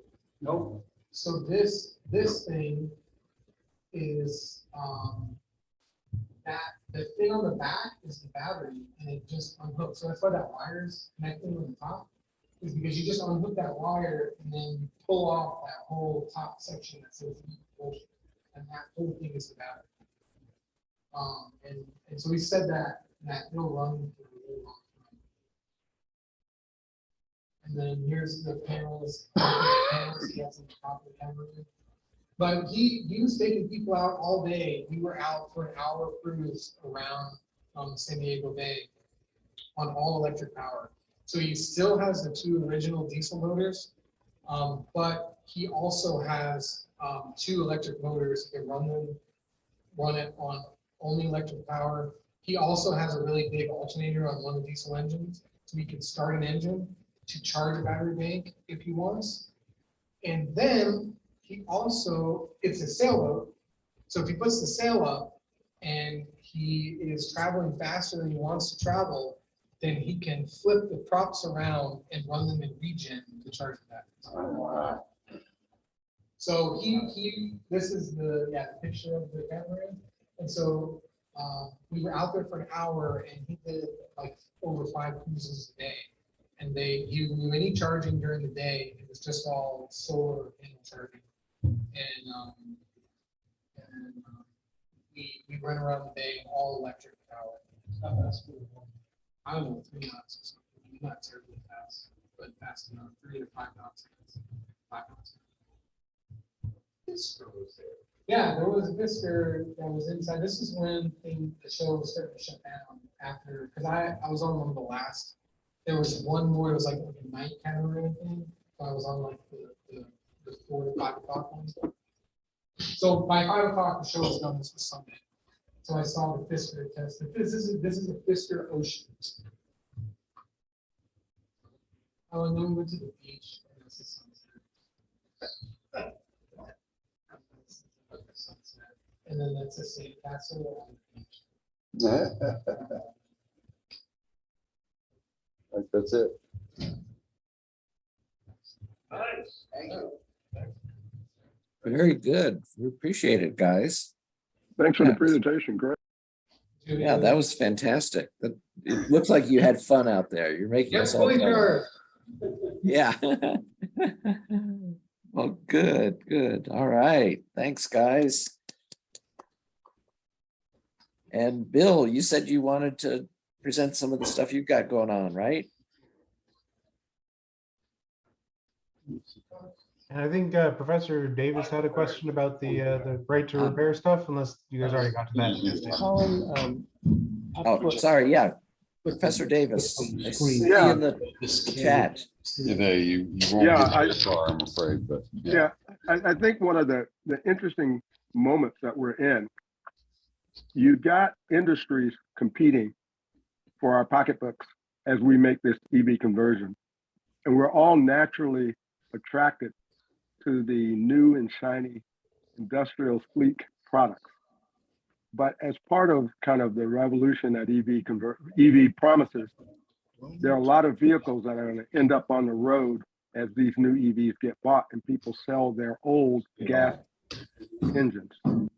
And the question of how do we promote conversion of those vehicles to EVs and not have the industry block it out in a manner that Tesla is now demonstrating with their vehicle, that over time it's going to be more difficult to buy Tesla pieces, I think, to do conversions. And one of the questions is how do we promote an economic environment that works from the top down to the bottom, so that the $50,000 a year mechanic or landscape guy can convert his Ford F-150 to, rather than buy a F-150 Lightning, convert it to a F-150 Thunderclap and end up with a vehicle that has all the amenities of a 2020 vehicle that has much of the efficiency, maybe not the range, of the new vehicles that are coming out on the market. I was concerned when I didn't see a lot of conversion in the event, and I know that there are people who are doing it and people who are looking at it as a commercial market rather than just a kind of a funny car or an art car or one-off thing, or a specialty conversion for legacy cars of one sort or another. But I think there's a real opportunity for us to advocate for an approach that limits the impact of right to repair. We see what John Deere is doing. We know what Tesla has done, and the other big players have no incentive but to follow their peers, even if they weren't inclined to do it anyway. If one big player is doing it, it's kind of like the fat man on the waterbed, everybody's going to kind of lean into it. And so I'm looking to see where we see these opportunities and how we encourage approaches that keep an automobile industry that is an open source, open access kind of industry, the way it is right now. I mean, anybody can kind of go in and tinker and fix their car. You can got all kinds of shops to go repair your car. Right now, what we see is that the technology is getting simpler, but the places to get it fixed are getting fewer. And you ask the question, what's up with that? and I'm not a conspiratorial person. I just look at the money and follow the money and follow the market and say, that's a big concern in that. Right. Yeah, I agree with you. And I thought it was a big step when the state of Massachusetts passed its right to repair law, and that forced Tesla to release data, which then, of course, flowed to all the other states and all around the world. So that was a very good move on Massachusetts' part on the right to repair. And didn't even take national congressional action or anything like that. That would be more difficult. The state of Massachusetts forced Tesla's hand. And so, yes, that's a very good aspect of that. And then as you say, the conversion market, yeah, the more people we can get interested in conversions, the better. So yeah, thanks for bringing that up. Any other comment there before we turn over to Bill? So Bill, if you're ready, did you have some pictures or just wanted to talk or? Yes, I put a schematic on the blackboard here. As many of you know, I'm charging my electric vehicle out of a container in the back. I have 12 panels that are providing energy for my vehicle. It works in the summertime, 12 panels work in the summertime. I'm not sure about the wintertime because there's less insulation in the wintertime. So here's kind of a layout. Panels, and you can buy panels from 10 cents to 40 cents per watt these days. So this is the range of the cost of the panels. The grow watt unit, which there's 2 grow watt units, and for a total of $1,600, it makes 240 volts to charge the car. And here's the EV charge station. I'm working with Sullivan. I think he spoke at the meeting once. This is the big dollar item right here, a lithium battery pack, $7,000 for 20 kilowatt hour.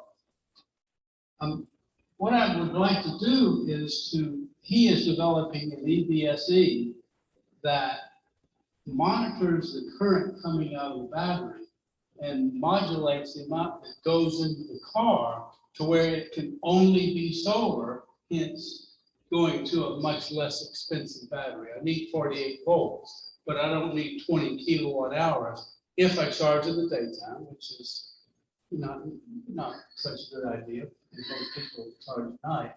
But he's developing this EVSE, as I mentioned, it monitors the current going to the battery, to and from the battery and the voltage. And you may know through the COM in the EVSE, the EVSE tells the car how much power I can provide. So by modulating the square wave signal that comes between the EVSE and the car, I can cut down the amount of power that goes to the car to where I'm not drawing off the battery. And I think it's very exciting. Kevin has indicated he could use a thing like that because he can, if he wants to charge strictly from the solar panels and he wants to be net zero, right? So he wants to modulate the amount of power that goes into his car so he's not drawing power off the grid. And I might also add they're thinking of putting a greenhouse out here and we would perhaps run the fan. Again, this is to eliminate the cost of a high-priced battery. We could run the fan through a variable frequency drive, and as you go, the fan motor drops, the power that it's consuming drops. So this idea of having solar provide power for something and eliminating a very expensive battery, I think has merit. I know battery prices will be coming down, but not fast enough. I mean, that's 20 kWh. My car has a 24 kWh battery. Some of the other cars have 100 kWh battery. But anyway, that's an idea I just wanted to throw out. It has merit. Sullivan is up to it because he's a circuit board designer and understands all this stuff. There you go. Thank you. Well, thank you, Bill. That's great to get more of the details of your project there. Yeah. Questions for Bill?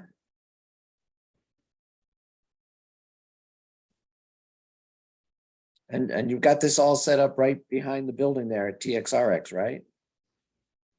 Well, this is set up. Yes, that is set up, and I'm charging. But this add-on thing, maybe some months before it's going. You know, this add-on thing that minimizes the draw from the battery. Of course, I can't charge at nighttime because that requires the battery.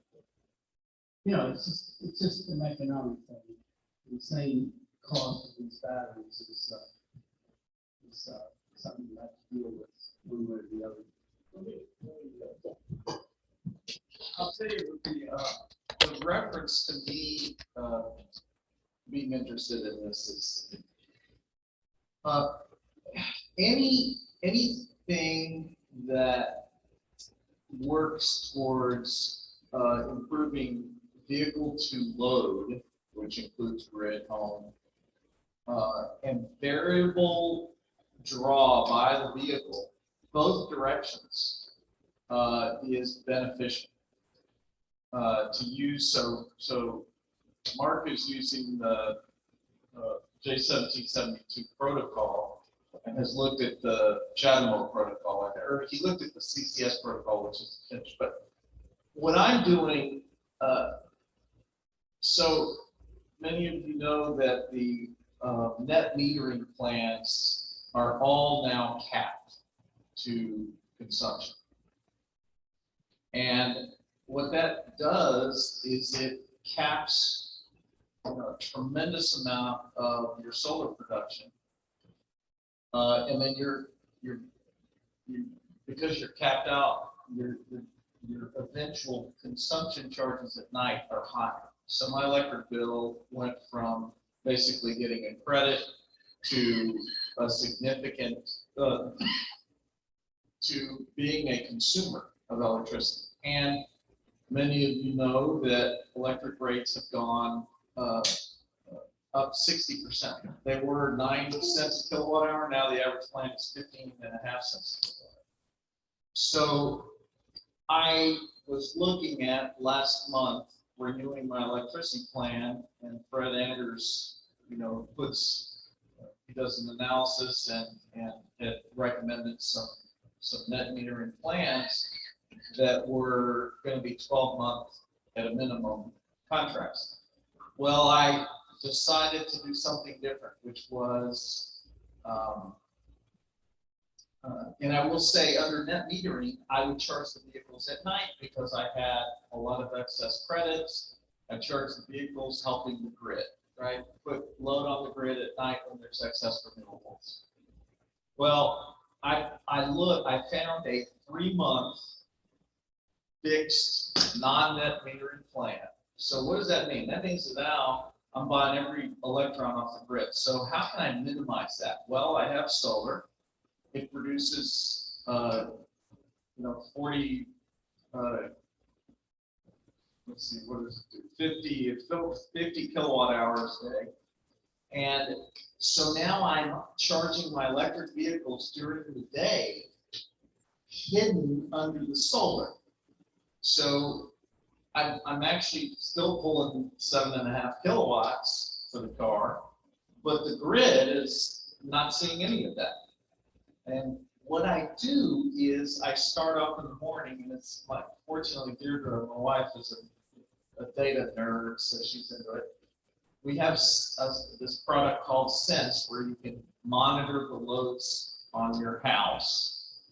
And we start up in the morning as the solar starts spooling up. The Tesla EVA actually has a dongle change. You can put it on a 110 outlet or a 240 outlet.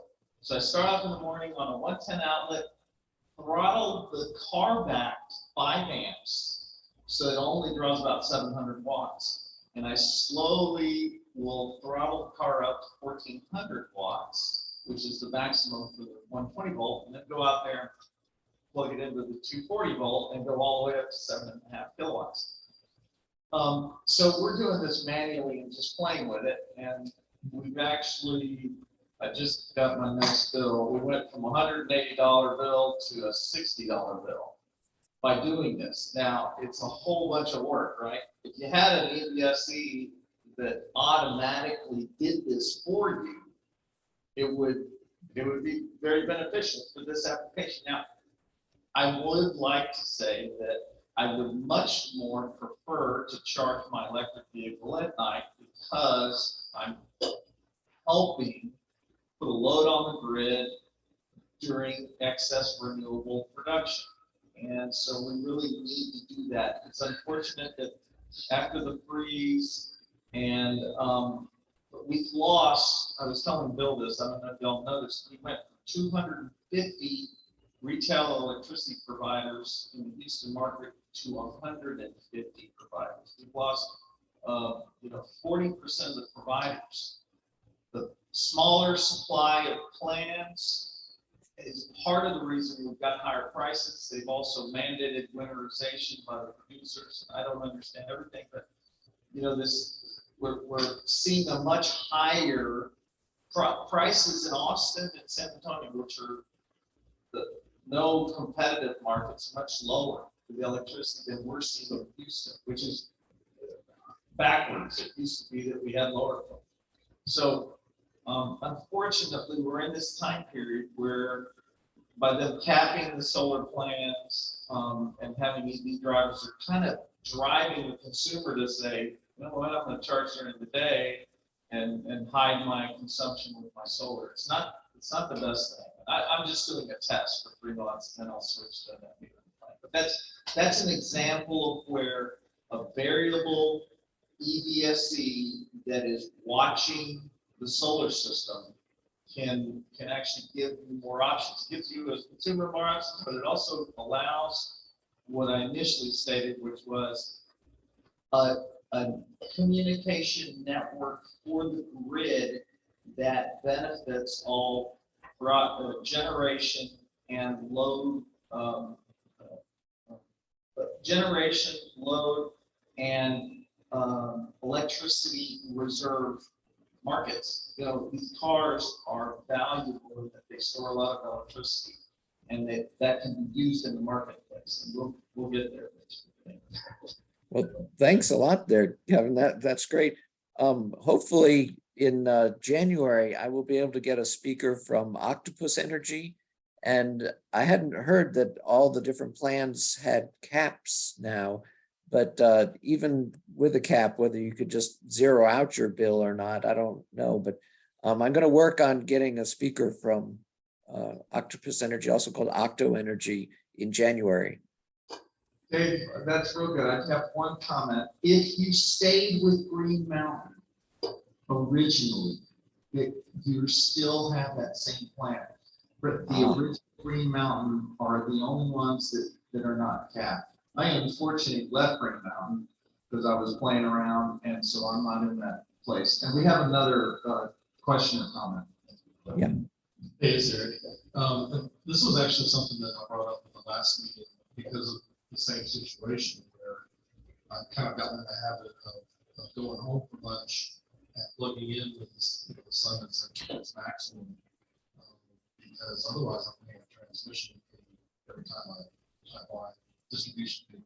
And I like to charge at night when it's wind power, but it's not really practical anymore. And I did see a charger that did this a couple of years ago. It was in Europe, or John thinks it was in Australia. I'm trying to find it again. Yeah. So we'll look for it, see if we can find it. It's a great idea. Basically, it just watches your output on your house and it controls your charge rate based on whether it's positive or negative. And I don't know if it is big increments or whether it can be small increments. Where the charge rate jumps up a lot or not. And the cool thing is it has a button on the charge controller. So if you get home and you've got to get a quick charge, and there's no solar or very low solar, you hit that button and bypass it and go ahead and let you charge. So you've got the best of both worlds. You can plug in all the time and charge, knowing that you're only charging on solar, free power, or you can get a quick charge to get where you need to go. And John. One more thing, Solar Edge actually has that already. They have an output charger for their inverters. So we've got right next to the inverter, and you can tell it to only charge with solar. Well, Only charge with solar. but it's part of their new inverter, right? It's not, you can't add it on. I think it is an inverter. So. Well, but does that, They hook up underneath it, so they'll look that up because I'm not sure. Does that imply that you're not importing power from the grid?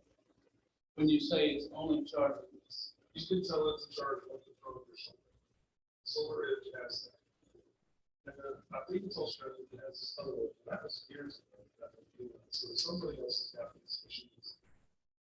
I gave them the same thing. I brought my actual bill here because I had 20 kilowatts. I was getting $100 last year. This year I'm paying $44 out. And I have a couple $1,000 worth of backed up billing. So I'm gonna be okay for 3 years until we figure this out. But my now pays everything. Have enough solar to back up month to month, it will make it. Right? So there's no cap. There's no cap on the top. But When you say online, why? okay, it's one of the plans. So it's just a new plan. So it's, something plus, whatever it was, it's that plus. Solar 12 plus maybe? Yeah, that's something. All right, well, if we can wrap it up, everybody, I see a comment in the chat here from Jason. This is making me glad I'm still on Green Mountain, exclamation point. So, Oh, my God, it's one to one. Yeah, it's one Flood. Yeah, so they're they may be changed or they pay. Get the check and which Reliant is Reliant for 2 years, we have a couple $1,000 banks, but it's slowly $45 a month. I can't really hear whoever's talking right now, but I thought it was being said that they were not one of the ones that was not capped anymore.